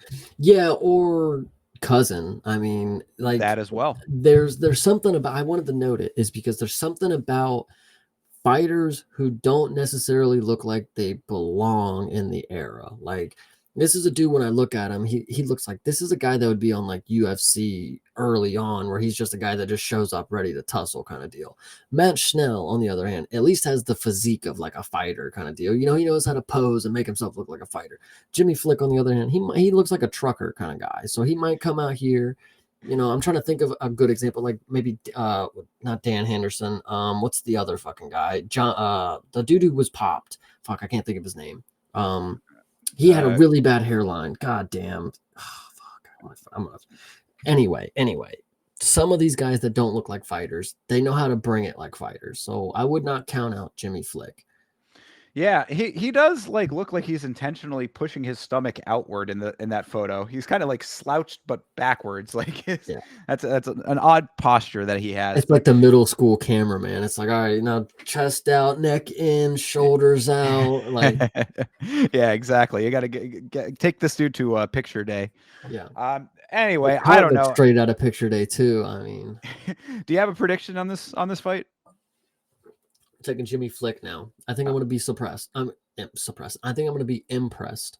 Matt Schnell is not somebody that you should ever put minus money on. So, you know, I'm with that assessment, honestly. Like, I mean, as far as just winning the fight goes, I would probably tend to side with Schnell, but Definitely not from a betting perspective. Hell no.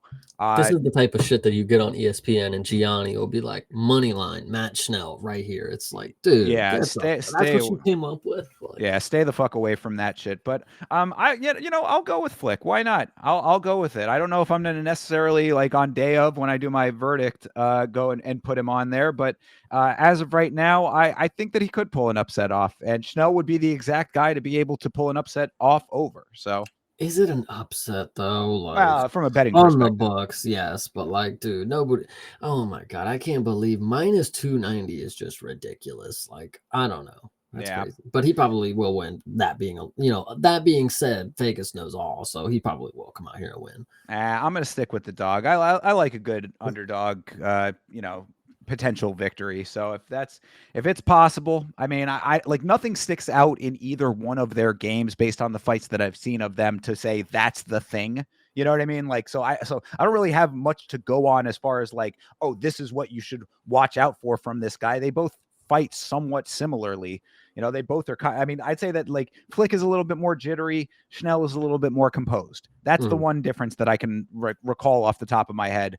I don't think it's going to play that big of a factor in this fight, and I think that if Flick can be a little bit wiry and be moving around, not letting Schnell get shots off or get takedowns secured, then go Jimmy Flick, get this win for the brick. I hear you. Yeah.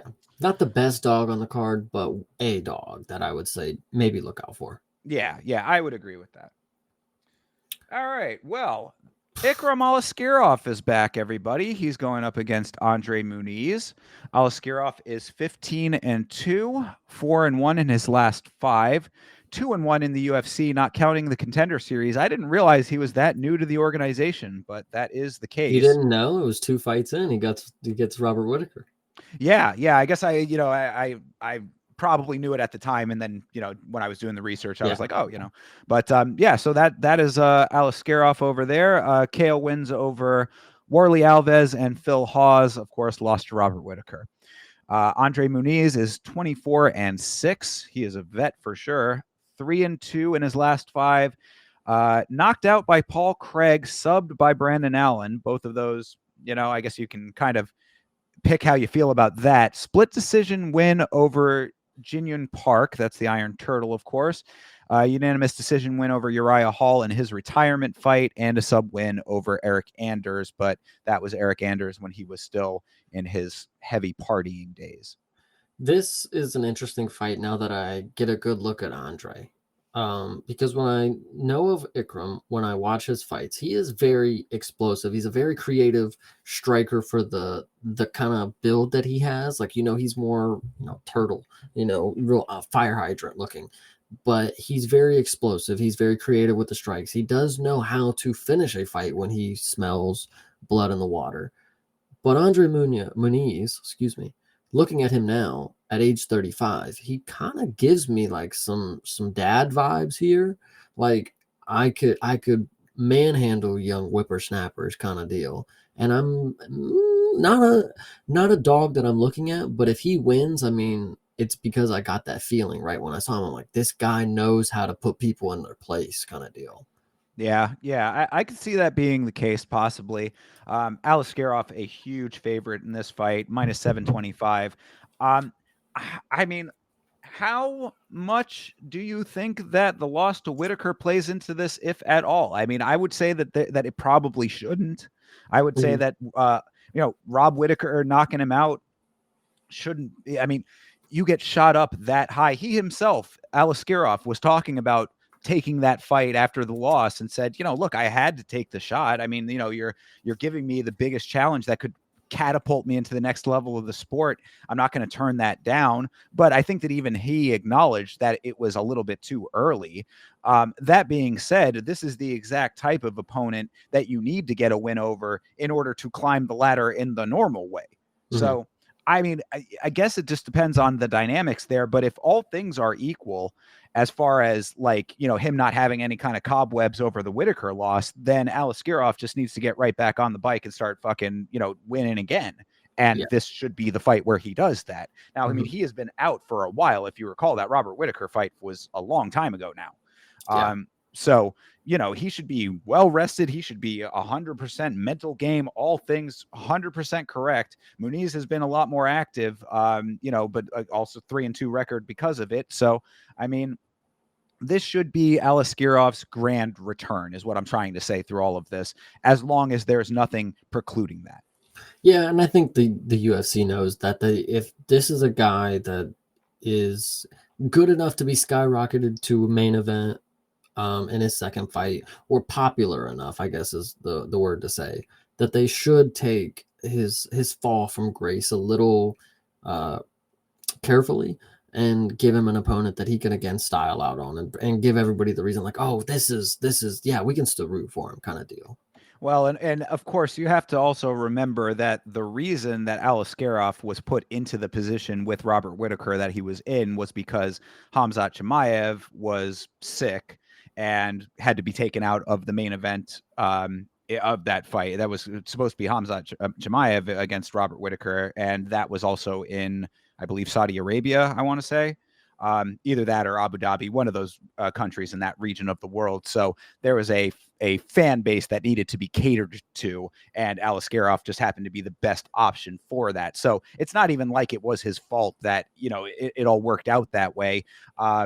And it's not really his fault even that he got smoked by Robert Whitaker because of that. I mean, Robert Whitaker is just a different animal than he was. So, I mean, this basically, I'm just saying that, like, all of this should be like fresh slate. Like, he's coming back. This is Kansas City. This has nothing to do with any big implications kind of thing. Like, he is back in the regular pool. He's had a lot of time off. This should be his time to just regain the momentum that he once had.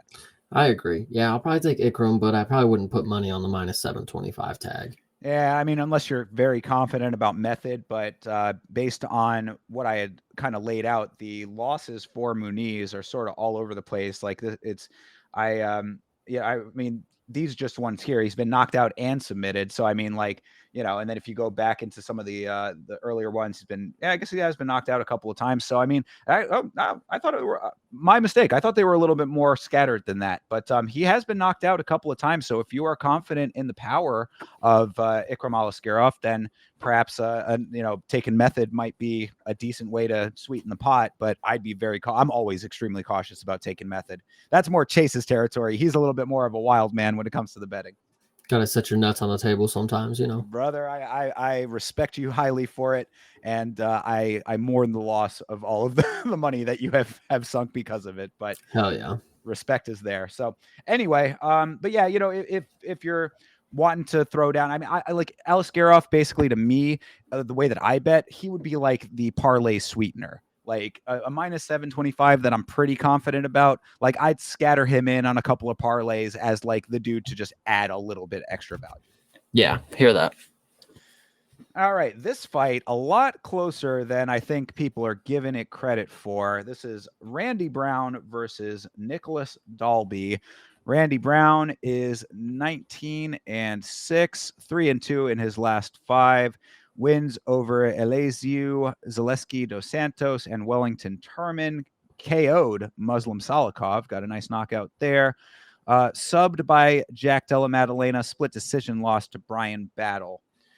Nicholas Dalby is 23-5-1, and I did not do the rest for him for some reason. But he's 4-1 in his last fight. Split decision loss to Renat Fakhretdinov in his last fight, so coming off of a loss, but wins all before that in his last 5. Never been finished.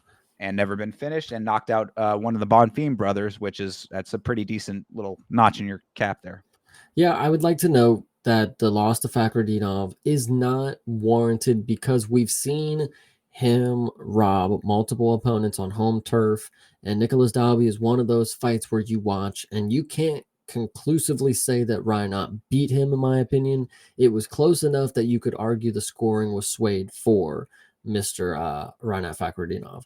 That being said, Nicholas Dalby, the reason that fight was so close is because he is the type of dude that will fucking bring it. He does whatever he can to try to win. That being said, it's a lot of striking, yes, but on the feet, he has a lot of answers for different styles on the feet. Reinhardt Fakhretdinov is one of those dudes that will fucking slug with you, and he throws a lot of BS, and he somehow manages to land a lot of BS. Randy Brown's a little more technical.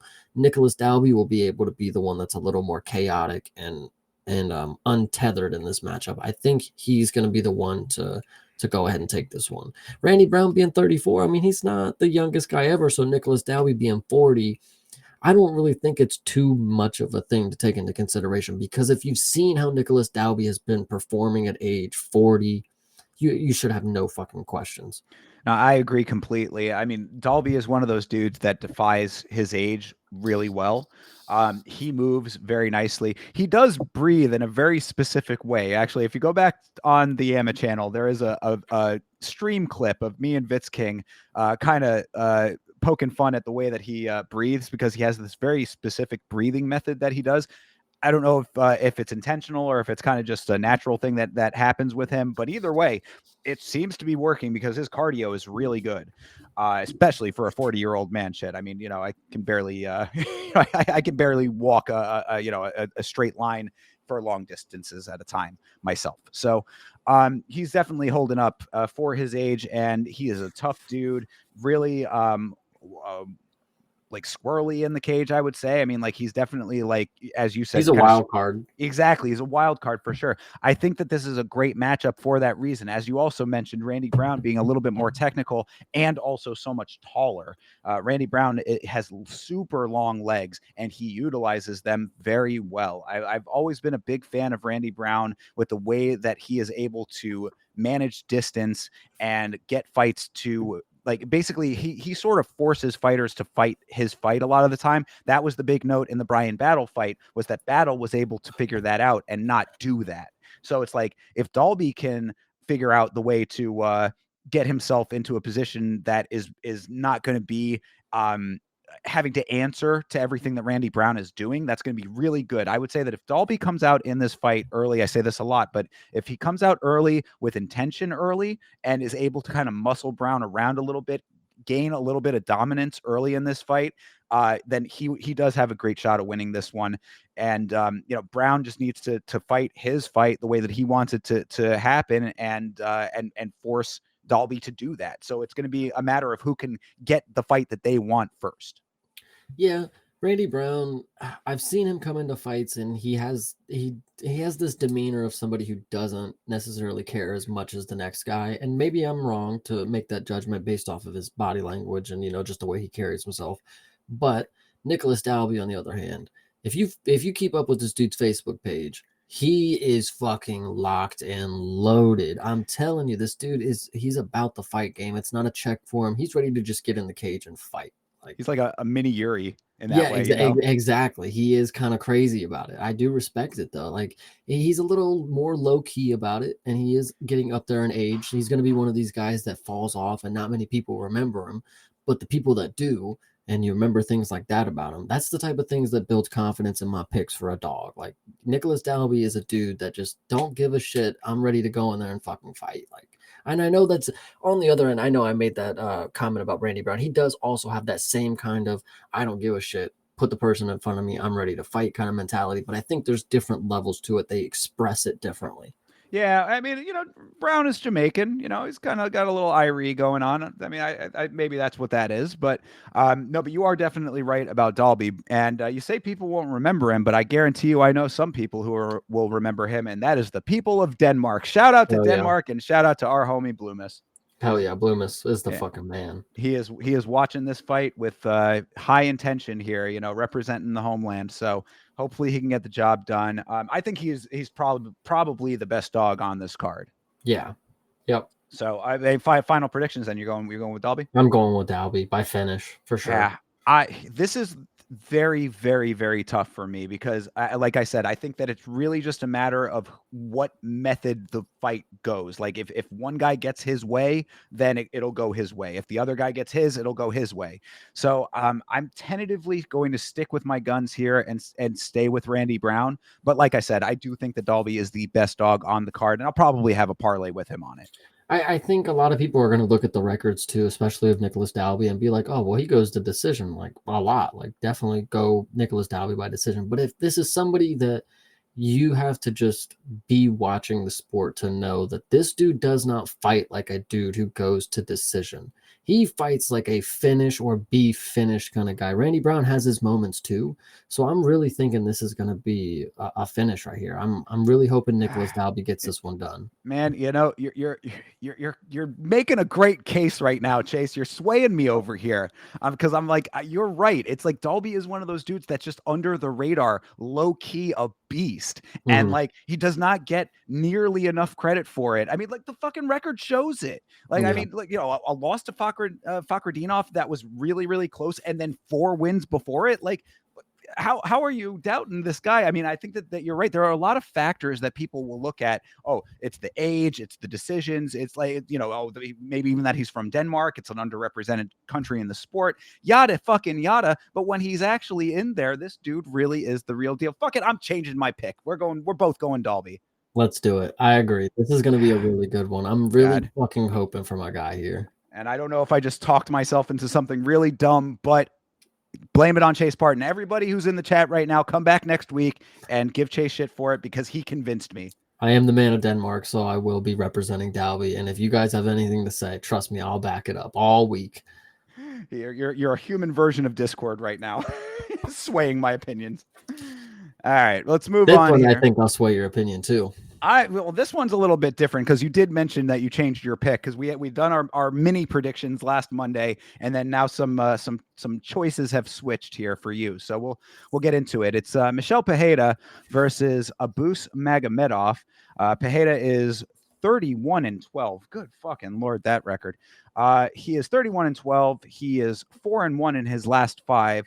Sub wins over Ihor Potieria and Mikhailo Lashechuk. Knockout win over Andre Petrosky, split decision win over Santiago Ponzinibbio. How the hell that happened? It's anybody's guess. But his lone loss in the last 5 was to Anthony Fluffy Hernandez. Abus Magomedov is 27-6-1. He is 3-2 in his last 5. Knocked out Dustin Stoltzfus, got knocked out by Sean Strickland. Unanimous decision loss to Caio Bahayo. Unanimous decision win over Warley Alves, and a sub win over Bruno Ferreira. So a lot of variety in the wins and losses for Magomedov. Yeah, I mean, it just stands to say that Abus can do a couple different things a couple different ways. He can lose a couple different ways too. So that should probably tell you he's not the best, he's not the worst. He can do some stuff, he can also get caught by the same stuff that he can do. Maybe that's more on his defensive end than anything. And people have often talked about, the loss to Sean Strickland.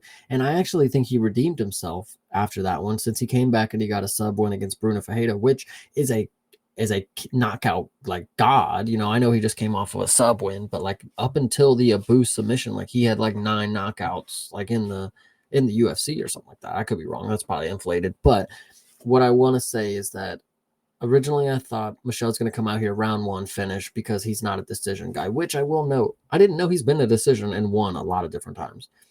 Quote unquote. I didn't know that. So Michel, if he doesn't come out here and win in round 1, in my opinion, then it's over for him. Because I think round 2 and 3, Abus is going to do exactly what Fluffy did. It's not going to be the ground and pound version.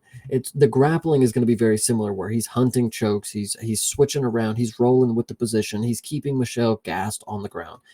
Because that's really the underlying hole in Michel Pereira's game, excuse me.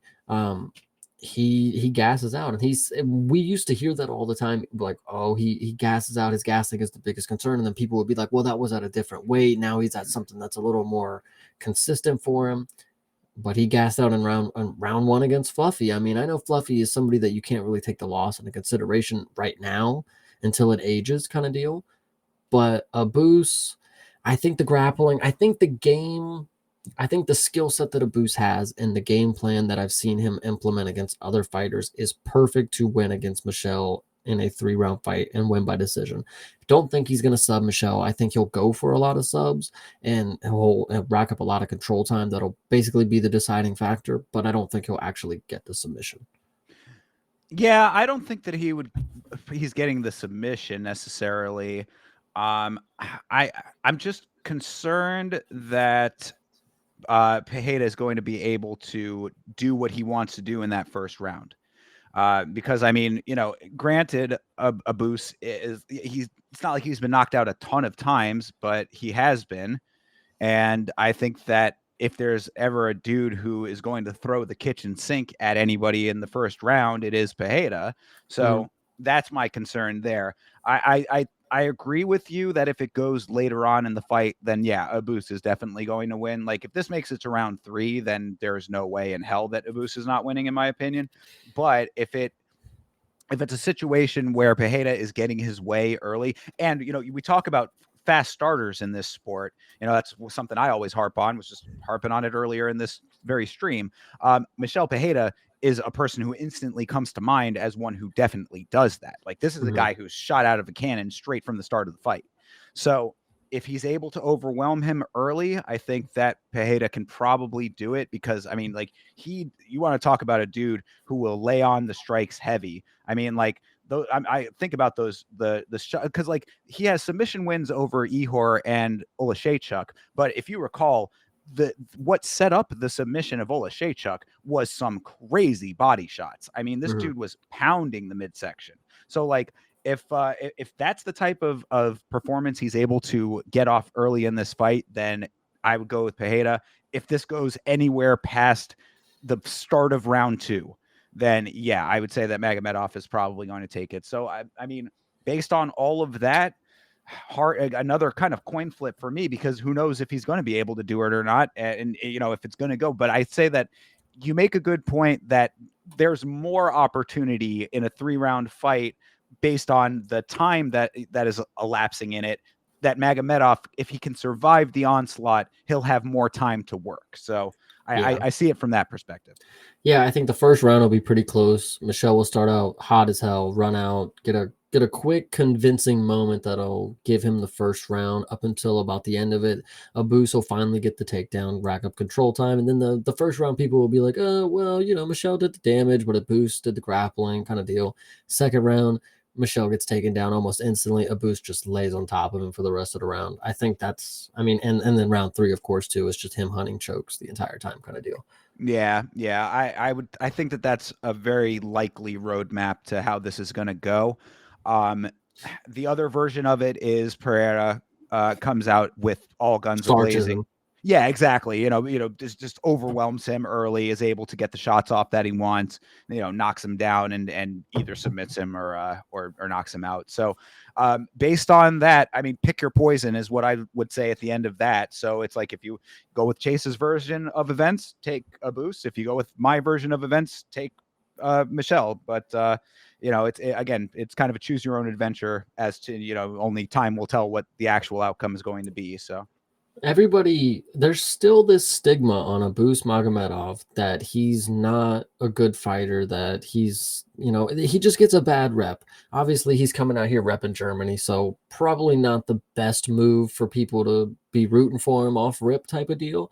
But if you actually look at this dude, coming off of the loss to Sean Strickland, which that's a top dude in the division preceding that win, still is at the time. But then you look at the fights that he's taking after. Bruno Fajeda, I already talked about, knockout artist. That's a scary opponent. He didn't come out here and take an easy road. Abus came out here and took the dude that he knows could finish him again, just like Sean Strickland did. He took a more threatening opponent. Now he's coming out against Michelle. Yeah, Michelle had a bad matchup against Fluffy, but you know as well as I do that this dude is deadly. So if you can't enjoy Abus, or if you can't get over that he lost to Sean Strickland by TKO, I mean, you have to respect this dude's wanting to take matchups that he finds threatening and he knows that he can win.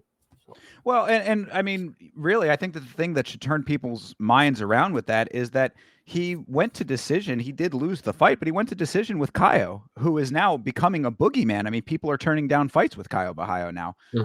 Caio is one of those dudes that people are saying could be the first fighting nerd to hold the belt. So, I mean, I've never really, we've talked about this on the show before, this like odd stigma around Abus Magomedov. And it's never really like, I don't know. I've never really understood it. Like, granted, I don't personally feel that he's like a top level talent, but like, I don't think that he's a bad fighter. I've never like been like that guy sucks. Fuck him, Mm-hmm. So Yeah, I hear that. yeah, I don't know if people are just sometimes in this sport there's just a narrative that like forms around people and like the internet just runs with it. So that could possibly be what happened to him. Use that to your advantage, people out there. If you're a betting person, you know, if you hear a whole bunch of dumb shit talking and you listen to this show, you get the real dope. You know, you get a little bit inside knowledge that maybe the rest of the internet's not telling you. Yeah, I agree. I mean, I'm one of the people that have actually been a big believer in Abuse, so it's really nice to see that he's coming together in the way that I figured he should.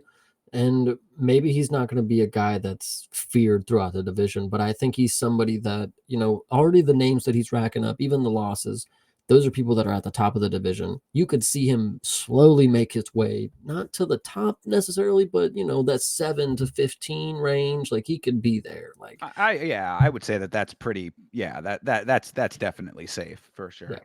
little So journeyman action. yeah, exactly. You know, like yeah, one of those high mid level guys. Yeah. So yeah, so you know, I guess you're going with a boost. I'll still go with Michelle, but again, it's pick your narrative on that one. Like you know, and I will be the first person. Like if it goes exactly how Chase says it's gonna go, then I'll be like, yeah, that makes perfect sense. So. Yeah, I hear you. All right, moving on down the line. Giga Chikadze versus David Onama. You might recall from earlier in this very stream, we were talking about Onama versus Romero. So that was that banger fight that I had mentioned. Chikadze is 15-4, 3-2 in his last 5. Knocked out Cub Swanson and Edson Barbosa. A pair of legends got knocked out by Giga Chikadze. Unanimous decision win over Alex Caceres, as you had mentioned also. Unanimous decision losses to Calvin Kattar and Arnold Allen.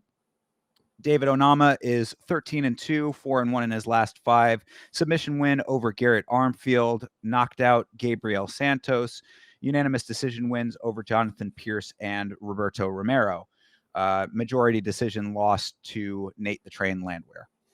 What I think is most crucial to note for me when I'm making my pick on this is that I vividly remember Giga actually performing very, very well against Arnold Allen. So well that when I had money on Arnold Allen, I thought, well, I definitely lost money by the time the judges came around. I thought Giga probably won 2 of those rounds. Now, going into this fight, from what I remember Giga fighting like, he's very rangy, very good kicks. You know, obviously able to win the fight at least close enough that I believe it was possible. So I think I'm going with Giga. I mean, David Onama is not somebody that I'm just like super stoked to see, but I do remember Giga and the last performance of him, it was very convincing winning performance. Let me say that. You're absolutely correct about the fight with Arnold Allen. Arnold Allen was doing a lot of running in that fight. You know, that he was, and this is coming from me. I mean, you know how I am. I'm like, oh, well, he was evading. He's fighting a smart fight. Like Arnold Allen in that fight, I feel like he was evading a little bit too strongly, in my opinion. I was a little surprised by that decision as well. But to say that like you're not hot on seeing David Onama fight again, that's crazy to me based on that last fight. I mean, him versus Romero was a fucking great fight. I think that this is a pretty explosive guy. He's coming from Uganda, you know, another underrepresented country in the sport. But excuse me. But we have seen a lot of African fighters that are starting to change the perception of African nations in this sport. And I think that he's one of them. And I think my issue with this fight, because you touched on Giga's kicking ability and the you know rangy attacks, that is going, you know, it's always going to be Giga's bread and butter to do that. But that I think is also going to be the linchpin of this fight to tell us how it's going to go. Because if Onama is able to move with those strikes, if he's able to anticipate the kicks and not be affected by them, if he's able to slip them, if he's able to you know to get in there close range and close the distance, then I think that Onama has a good shot of making this his fight. If Giga gets his way with the kicks and like Onama is just a little bit still too new to the sport to know, you know, I mean, he's 13-2, so this shouldn't be the case. But if the kicks are a style of fighting that he has not encountered as much, then there is potential for those to be the decision maker and for Giga to stay on the outside, land the side kick, and the Giga kick, as they call it, could come back in a real way. So that would be my way of looking at this whole thing. Like, I'm going for Onama in this fight because I just think he's a super tough guy, and I think he's tougher than Giga. But it really is on Giga to make sure that if you are going to name a kick after yourself, you better goddamn well make sure that that thing lands. Yeah, 100%. I think you're right. I think Onama, I think, again, styles and matchups, Onama is not, when I look at the technicality aspect, I think I remember Giga being super technical, on the nose with every strike. He's not going to overextend. He's not going to overplace. Onama might be just that factor that can just be a ball of fury that just finishes it, you know? Yeah, I do. And I mean, Giga was, so my thing with Giga also is that this is pre-Yama even, just when I was just watching as a fan before the channel, I was very high on Giga Chikadze. I used to say, in Giga we trust. That was something you'd hear me say very often. And Giga had since let me down very heavily. Because I like, there was a time where I really did think that Giga was going to kick his way to a championship. I thought that he was going to be the dude who was going to be able to have, like, there was just something about the way that he was able to enact the striking that, like, really, it just stuck out to me. I was like, this could be like the dude. And so that drop off, I think, was very very dramatic. And I think that has shaped a lot of my vision here, because I mean, you got to remember, KOs over Cub Swanson and Edson Barbosa. That's two of, like, my favorites from that era of the sport. You know how I feel about Cub.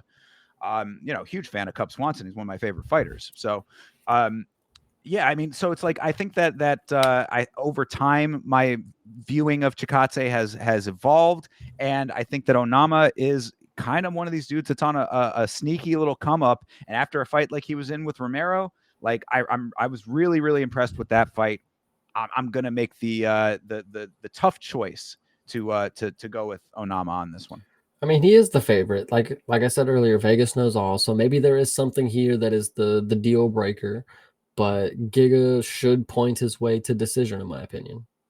Could be. And I mean, it is a close line. It's not super far. It's a plus 150 for Giga and a minus 180 for Onama. So I mean, that's, we're not talking about crazy betflation on this one. Yeah, like, this would be one of those ones where, like, when I come back, I'll probably kick myself. Like, damn, Giga obviously had that, but, like, if as of right now, I mean, I don't know. It's one of those things. I really like the way that Onama fought in that last fight. So. This would be a good one to see. I think I'm pretty excited for this. Yeah, this is one of my favorite fights on this card. Actually, this is the one that I think last week I was like, I'm really excited about this one. So. Yeah, I hear that. Well, if you were excited about that last fight, how about the co-main event? Anthony Smith versus Zhang Minyang. Chase already shaking his head. Anthony Smith is 38-21. Good Lord, my man. What a career this guy has had. This is, of course, going to be his retirement fight. He is 2-3 in his last 5. Knocked out by Dominic Reyes and Khalil Roundtree. Unanimous decision loss to Roman Dolidze. Split decision win over Ryan Spann, and he submitted Vitor Petrino. Zhang Minyang is 18-6, 5-0 in his last 5, all first-round knockouts, 2-0 in the UFC, of course, both of those being knockouts. His wins in the UFC are over Brenton Ribeiro and Ozzy Diaz. He beat Tuco Tokos on Road to UFC. That guy. I know. So Anthony Smith, if you want my personal opinion, you said he's 3-2 in his last 5. He should be 2-3. 2-3 in his, he should be 1-4, because the fight against Ryan Spann, they probably didn't care too much to have a trilogy fight on that, is why they didn't give it to Ryan Spann. But Ryan Spann definitely beat Anthony Smith, down. Like, I mean, he was in his patented position on the ground, hands above his head, tornado style, like when you're in school, the tornado drill. Sure. That's what Anthony Smith was doing in that fight. But this one right here, I have no hope for Anthony Smith. I don't know. I feel like maybe even last fight, because I don't think I saw the sub coming, but maybe it was last fight. I was sitting here thinking, like, maybe last fight was the sub. Am I wrong? No, last fight was Dominic Reyes knocked him out. Oh fuck. Yeah, you're right. Yeah. Maybe I had a little hope for him, but no, it's all gone. Zhang Minyang, the Mountain Tiger. I'm ready. I like this dude. Yeah, I mean, Zhang Minyang is like he was the standout when it came to UFC Macau last year. I mean, this dude was so beastly in that fight, just ran through Ozzy Diaz basically. Um, he is really like I think a killer. I mean, like this dude at light heavyweight, he's a problem. I really think that he's like one of these next up guys. At light heavyweight, especially considering that that division needs a little bit of an infusion, I would say, of some new talent. Like he could definitely be that. Uh, the only notes I would say on his side is that he is new to the organization. He's only had the 2 fights. Brenton Ribeiro and Ozzy Diaz are not necessarily great yardsticks as far as competition goes, but it is light heavyweight, so there aren't like unless you're getting up until like the higher echelons of the division, you're going to kind of be with that sort of level of fighter for a while as you start out. Um, so I would say that this is a big jump in competition, definitely as far as experience goes. I mean, Anthony Smith, 38-21, the dude has definitely seen it all when it comes to the fight game. That being said, Smith, he probably should have retired after the last fight. Like, there's Yes. really, yeah, there's really no reason for him to be continuing on. Like, I'm very glad that he has made a definitive statement that this is his retirement fight, but it's just not necessary. And the only thing I can think of is possibly Smith might be able to get him down. Like if he goes in and just bum rushes him, he might be able to do what he did to Vitor Petrino, perhaps. Like that's not out of the question. But this is there's 3 rounds of this shit. And Smith, like I think another thing with Smith, I was gonna say that like he was so defeated going into the Dominic Reyes fight. Of course, he had some personal issues outside of the cage that were weighing very heavily on him. I don't know how much that's going to factor into this fight. I would hope that he's cleared the cobwebs if he knew that he was taking this fight. Like hopefully he's going to come in like with a good amount of confidence, want to go out, on top, go out with a victory. And always I've been a person who has not felt the same way that other people feel about Anthony Smith. I don't find him as annoying as other people do. I don't even dislike his fights, even when they're slightly clunky and dumb. So I guess I got a lot of empathy for Anthony Smith is what I'm trying to say. And I would like to see him win this fight, but Zhang Minyang is just, he's next up. He's a different level of animal. And if he doesn't go down to the ground, then it's just going to be a really bad time for Smith. Yep, I agree. 100%. I think Zhang is going to get this one done. If all of them have been first round knockouts, I mean, hell, I'll take it first round. But do you not think that he can get taken down though? No, it did cross my mind when we were talking about it literally just now. Like, maybe Anthony Smith might be able to implement the wrestling. Because Zhang Minyang, I mean, we're yet to see when it comes to top talent. I mean, if you're going to be a killer on the feet, you're going to have some wrestling to back it up, or at least some good takedown defense, whatever you want to say. Anthony Smith might be able to get a hold of him. If he gets him down, I mean, we're just going to start back on the feet at round 2. So I don't know. It's a good point. Exactly. Like I said, 3 whole rounds of this. So, yeah, I think it's very hard to make a case for Anthony Smith aside from him possibly getting a takedown and getting his back. But I'm really hoping that he does approach the fight that way. And I know that that's not what people would want to see. They're wanting to see Zhang Minyang come out and knock him out in the first round. That is what the conventional wisdom says should happen. But I would like to see it just to see Zhang Minyang get tested, because Yeah. if he's going to be this guy that's coming up in this division, slightly more well-rounded than heavyweight, I would say, but still, obviously it's like one of those situations where it's power plus technicality at light heavyweight, or at least it should be more so. He's going to have to deal with the likes of our current champion. Yeah. So I mean, it's just going to be one of those situations where we're going to have to see what actually happens. But Zhang Minyang, he seems like the real deal to me. Yep, I agree with you 100%. All right. And closing this thing out, our main event of the evening, Ian Machado Garry versus Carlos Prates, the fighting nerd. Ian Garry is 15-1, 4-1 in his last 5. A unanimous decision loss to Shavkat Rakhmonov.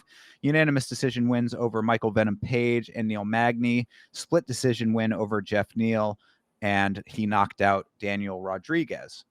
Carlos Prates is 21-6, 5-0 in his last 5, all knockouts. Wins over Neil Magny, Li Jin Liang, the Leech, Charles Radke, Blood Brother Pride, Trevin Giles, and Mitch Ramirez. Yeah, I think my opinion still stands on this one. And I actually had a tweet that I read that kind of swayed my opinion, maybe just a moment, where it said, this will be the last time you'll get plus money on Carlos Prates.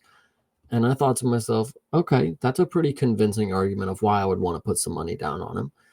But I think Ian Garry, we talk about how he's a striker, and then how he's more implementing his grappling these days. But at the end of the day, what he is a well-rounded, great skill set in the division. He has the ability to make every fight comfortable in his advantage and take it away from his opponent. So when it comes to Michael Venom Page, you want to talk about strikers and people who have power. I mean, this is a guy who broke someone's skull, and that's all I wanted to hear up until the fight with Ian Garry. Everybody couldn't stop talking about how, MVP is going to make light work of this dude. And what did Ian Garry do? He made it a fight where he could thrive without putting himself in too much danger. You want to go back to the Shavkat Rakhmonov matchup too. It's like, it wasn't necessarily a convincing loss. Ian Garry didn't necessarily lose, in my opinion. The judges said so, but he went up against the most feared dude in the division and took him 5 rounds. Same thing here. Ian Garry, big old nut sacks, big old britches that he's got to put on in the morning because he got to get over those big old testicles. He wants to fight the fucking boogeyman, and I fucking respect it. Yeah, no, I everything that you said is 100% true. Even the testicle part? I factually verified. Absolutely. Yes. He wears one size up in his pants because of it. Mm-hmm. But no, Ian Garry he is a mixed martial artist. And that, all of these guys are MMA fighters. He is a mixed martial artist. He is a dude who literally has a well-rounded skill set that is constantly being improved upon. He takes fighting extremely seriously. All of his bullshit outside of the cage is just that. It's a bunch of bullshit. And whether or not you factor it in the comedy sense or whatever, that's up to you. But when it comes to fighting, this dude is really about his game. He is a student of the game. He is a game planner. He's one of those dudes you talked about the MVP fight. That's exactly what that was. A good, solid game plan. He's got a good team behind him. All of that being said, Carlos Prates is a killer. I mean, the dude, my thing. Who was it? Oh, it was a shout out to the homie John Dong. It was not this fight specifically, but it was I was talking about his fellow fighting nerd. He was talking about John Silva when he said, based on these performances, what is the method? What's the method of victory against these guys? And I think that Carlos Prates fits that mold too, because if Ian Garry wants to try to play the same game that he played with Michael Venom Page, no way in fucking hell that's going to work. There's no way. I mean, Carlos Prates is so nice in the clinch. It's going to be a knee fest all day long, and knees that are deadly, knees that can put you out in the clinch if that's where he wants to go. So, okay. So if it's not going to be that, if he's going to stay at range, Carlos Prates can play that game too. And if Ian Garry thinks that he's going to go out there and put on one of his point fighting performances like he often does, I just don't see it against Carlos Prates. I think Carlos Prates is not going to be one of these guys that's going to let him, land a kick and then circle out, and then we're on to the next thing. Carlos Prates is going to say, no, I'm going in there and I'm going to hit you. I think the only thing that rings the bell to me when I think of the performance, and I'm thinking of the pros and cons here. A con for Carlos Prates, and you have to go back to his first UFC fight to get this, and that should tell you how good he is. So when I was rewatching the fights, I was showing my dad Carlos Prates because this is a dude you got to sit down and show the whole family about. This is the nightmare. Absolutely. His first fight against Trevin Giles, maybe it was stage fright, maybe first fight jitters, but he was very, very slow, very passive, didn't want to expel too much in the first round, because I believe it actually happened in the second round. I think the knockout happened in the second for Trevin Giles. But at the time, I was thinking, gosh, I don't remember him looking not good in the first. This was the first moment that I was like, wow, Carlos Prates doesn't look, deadly on the feet. And that Sure. was, again, that was the first round of his first fight in the UFC. And he's literally looked exceptional ever since. But in that moment, I thought he looked really passive for some reason. And he didn't use all of his skills in the first round like he normally does or has since.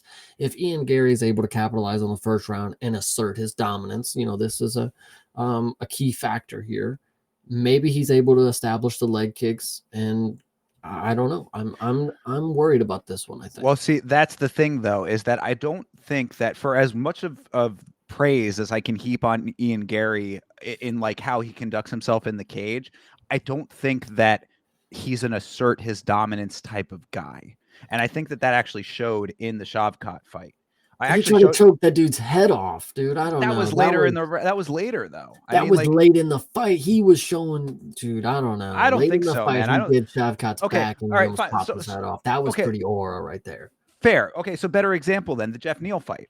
That was there was no dominance asserted in that fight. That was a clinch fest. You Yeah, know, I've talked about Jeff Neal plenty of times though, and I think he's often the cause of boring fights if there is one that he's in. In that one, he was bouncing around like a fucking bunny, right? I know Easter just came by, but Jeff Neal was definitely hopping around like whatever the fucking Cottontail's name is.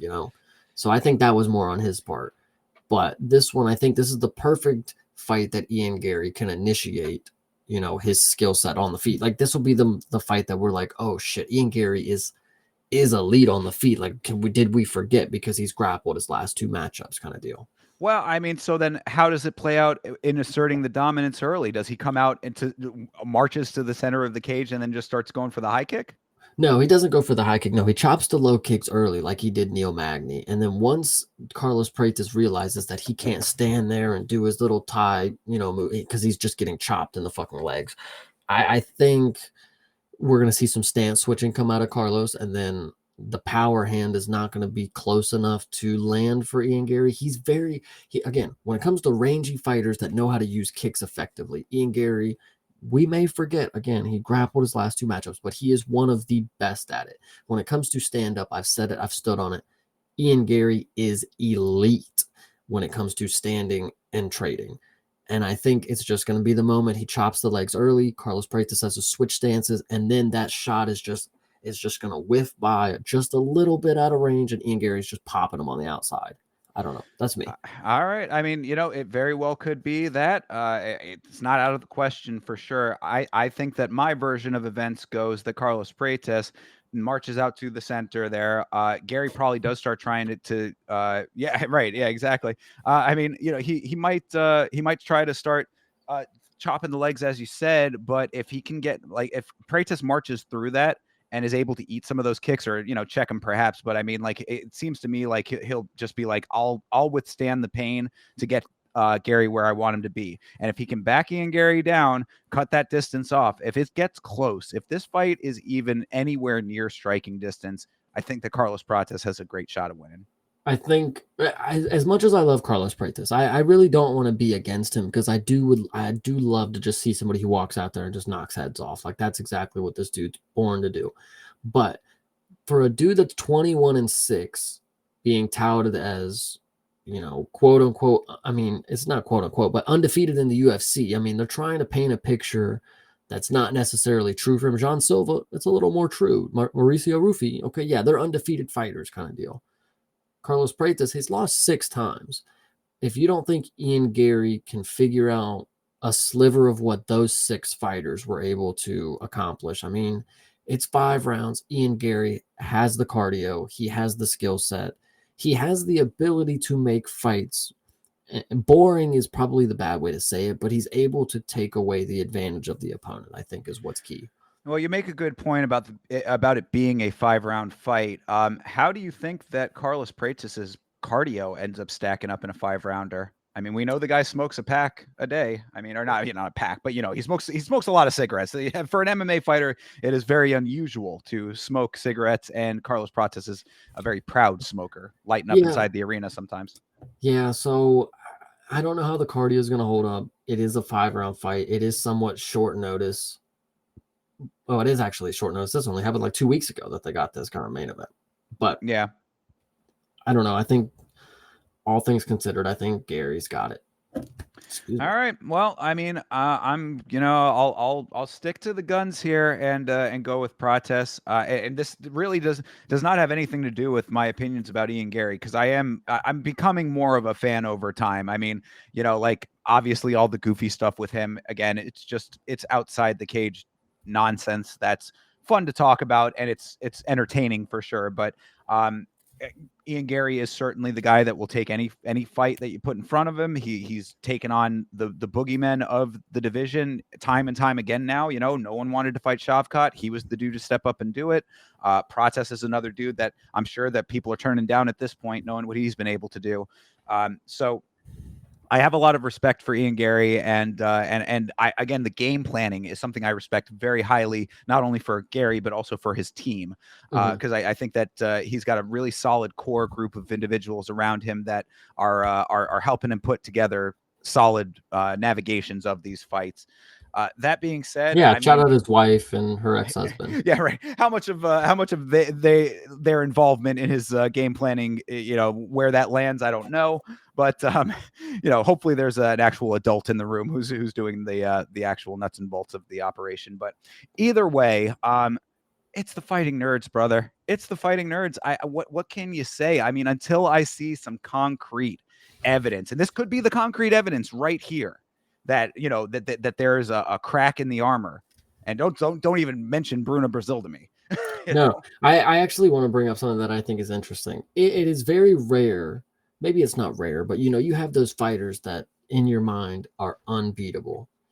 It is crazy to me that in the rare case that you find a fighter unbeatable, you also find, not you specifically, but in general, you also find a whole team that you say is just, nah, nobody's got a fucking answer for them. They're all winning that shit straight to the gold, 4 champs, 4 different divisions. It's like, when can we start to be a little realistic and not think that these guys are just on the way to superstar gold? Like, No, I don't know. you're absolutely correct in that thinking, and any one of these fights. That's what I was just saying as you were starting to talk. There is that like this could be the fight that changes the perception a little bit, at least. This could be the one. I think if anybody has a shot to be that person, it's certainly Ian Gary.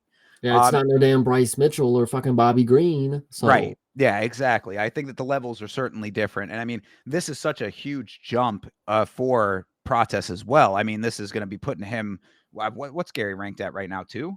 yeah, it should be 2, right So behind Shavkat. there you go. So I mean, this is like this would be an insane catapulting into the mega stardom area of this division.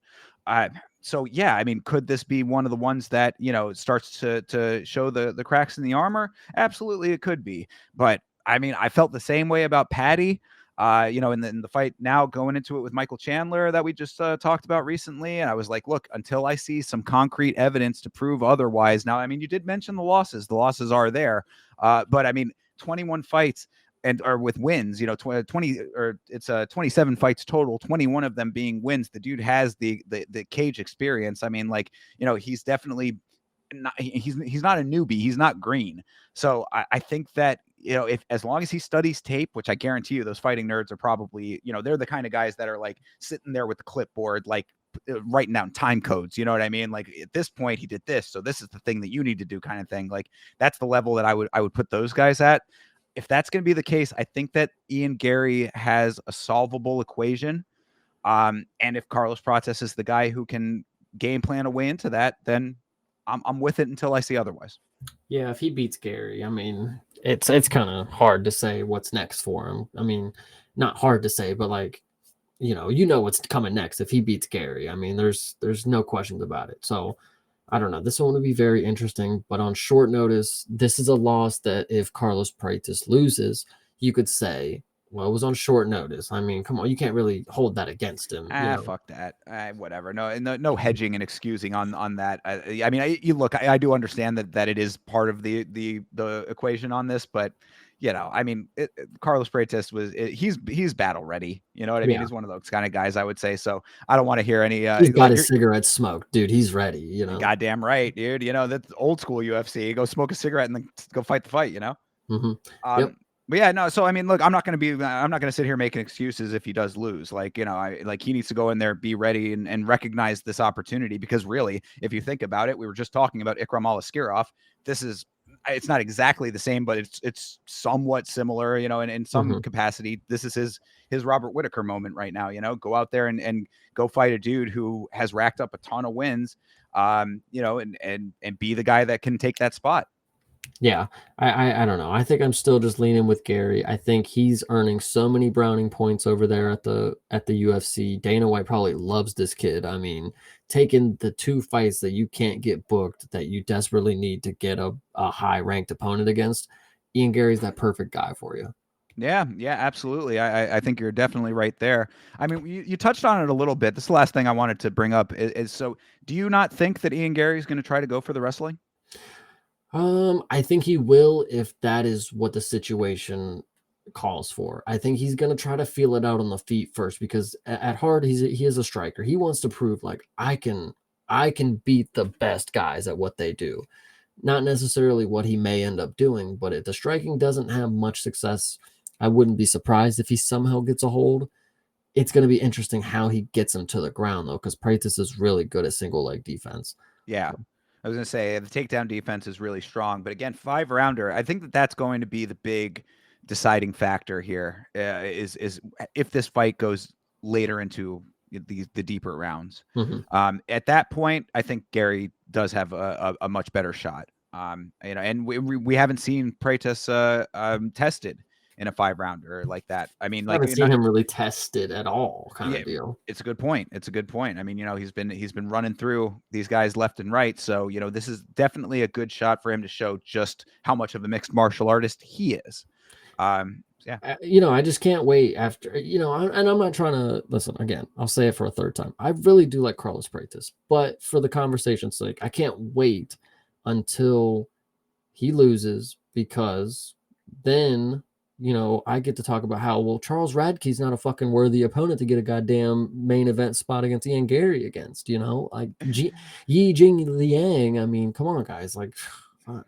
All right. I'm with it. I'm with it. I respect the thought process here, and I don't think it's wildly out of the question at all. Yeah. So I'll stick with the guns on this one. I'll take Carlos Prates, but I'm hearing what you're saying, and I think there's a good likelihood of you being correct on this one. So if you come back next week, you'll find out who is correct and who is not. We have now locked in our picks, so feel free to roast us on the next episode of this show for all of the correct and incorrect picks that we had. Is there anything else that we wanted to talk about this week, Chase? No, I don't think so. I mean, Adrikas is apparently injured, everybody, so Hamzat is now looking for another opponent. We can throw that in really quick because there's not really much else to say about it. I mean, that's just the fact of the matter. Yeah, who do you think deserves it? I mean, apparently Kaio wants it, and I don't think that is a horrible option if it's going to be short notice fill-in. Not short notice, but if it's going to be a non-title fill-in, that's somebody who we're kind of curious to see what would happen. I mean, and if he comes out here and does it, I mean, shit, fuck, then we get Hamzat finally out of there. And if he never gets a title shot, wow, would that be epic? Like, that would be a crazy course correction, change of course on that one.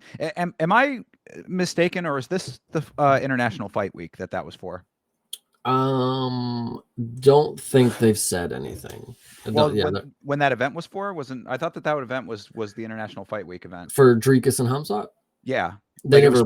It's not booked. Like there's. It wasn't. Oh, it wasn't actually fully on the books. No. Oh, okay. I thought it had been like firm announced. No. Okay. So it was just heavily implied. And gotcha. Dana White said, "Yeah, Hamzat's next." Okay. Gotcha. Okay. So, all right. Well, yeah. Then, I mean, look, him versus Kaio, I think is great. Shout out to Kaio, man. I mean, another dude who's out here like trying to take on everybody and anybody. And I don't know if we talked about this on the show. Nasruddin Imavov ducking the hell out of him. Yeah, exactly. So Kaio's another one of these fighting nerds. Will they continue to beat everybody in the division? I'm excited to see, but I'm a little skeptical as we continue on in their careers. It was nice to believe that they're undefeated, and I'm like, oh man, I knew they were going to be good, but like now, is the point where we're going to have to find out just how good they are. Are they actually, is one of them going to be great, or two of them going to be decent? Is one going to retire early? Like, that's what's next here. You know, I'm waiting to see what's next in the careers. Yeah, you're absolutely right. Like, we really are on the precipice of that time where it's like, it's going to be now or never when these losses start happening. Mhm. So yeah, I agree. And I mean, as far as Kaio goes, with either Hamzat or whoever, yeah, I mean, like, he is a dude who I think it has made such massive improvements over time. Like, the real time improvements in Kaio have been very noticeable if you follow like the trajectory of his fights, like from where he started to where he is now. So I think that he's going to be like the he's like always been like the flagship nerd to me. I know a He's lot of people. Leonardo. He's the leader. Exactly. There you go. Yeah, so um like I think that with him, it's like he's going to be the one that should like set the tone. So like the next one that he ends up getting, like whatever the fight is, if it's Hamzat, if it's Imavov, whoever they end up pairing him up with, like I think that he needs to continuously set the tone for the rest of the team. Mhm. And if he ends up losing, then you might start seeing some cards start to fall. Yeah, I hear that. I So can totally get with it. yeah, so we'll see about all of that, but yeah, I guess that is about all of the news of the day that we really wanted to touch on. So I guess we'll close this thing out. We will both be doing individual watch-alongs for the event this weekend in Kansas City. Chase will be on his channels. I will be on mine. Mine are at Yama Show, youtube.com/@Yama Show, Yama Show on Twitch, Kick, and Trovo. And Chase, I know that you can tell them what yours are. They certainly can find me doing watch along streams on youtube.com/@CP Smalls. Sometimes I'm having fun on X, formerly known as Twitter, @Creative Partin, Partin, and that's where the fun happens. And like we said earlier in the stream, if you want some personalized last week's fights merch, these are also available, and we have a lot of different colors in stock now. So Guys, hit me up. get yourself some merch. You will not regret it. It is a worthy purchase. Support the show early. You're going to have merch that no one else is going to have. When we start mass producing this merch, you're not going to have these designs anymore. These designs are going to get retired at that point, and you're not going to be able to get them again. So if you get them now, you'll always be able to say that you were an OG supporter, and that's some real deal shit right there. Yep, and we appreciate you guys very much. Absolutely, we certainly do. You can find me on the socials at Yama Show on X and on Instagram. We're still, to this day, people I check every week, we are still trying to figure out the Facebook situation. But if you search Yelling About Mixed Martial Arts, you can find me on Facebook as well. And we will be back next Monday at 10 o'clock to talk about all of these fights after they have concluded. So hope to see you then. Hope to see you for the watch alongs. New video is out on the channel now too about Ahmad Hassanzada. You can check that out for a little bit more detail on that. And yeah, that's about it, everybody. We'll catch up with you next week. Have a great rest of the week. And until we see you, fight on.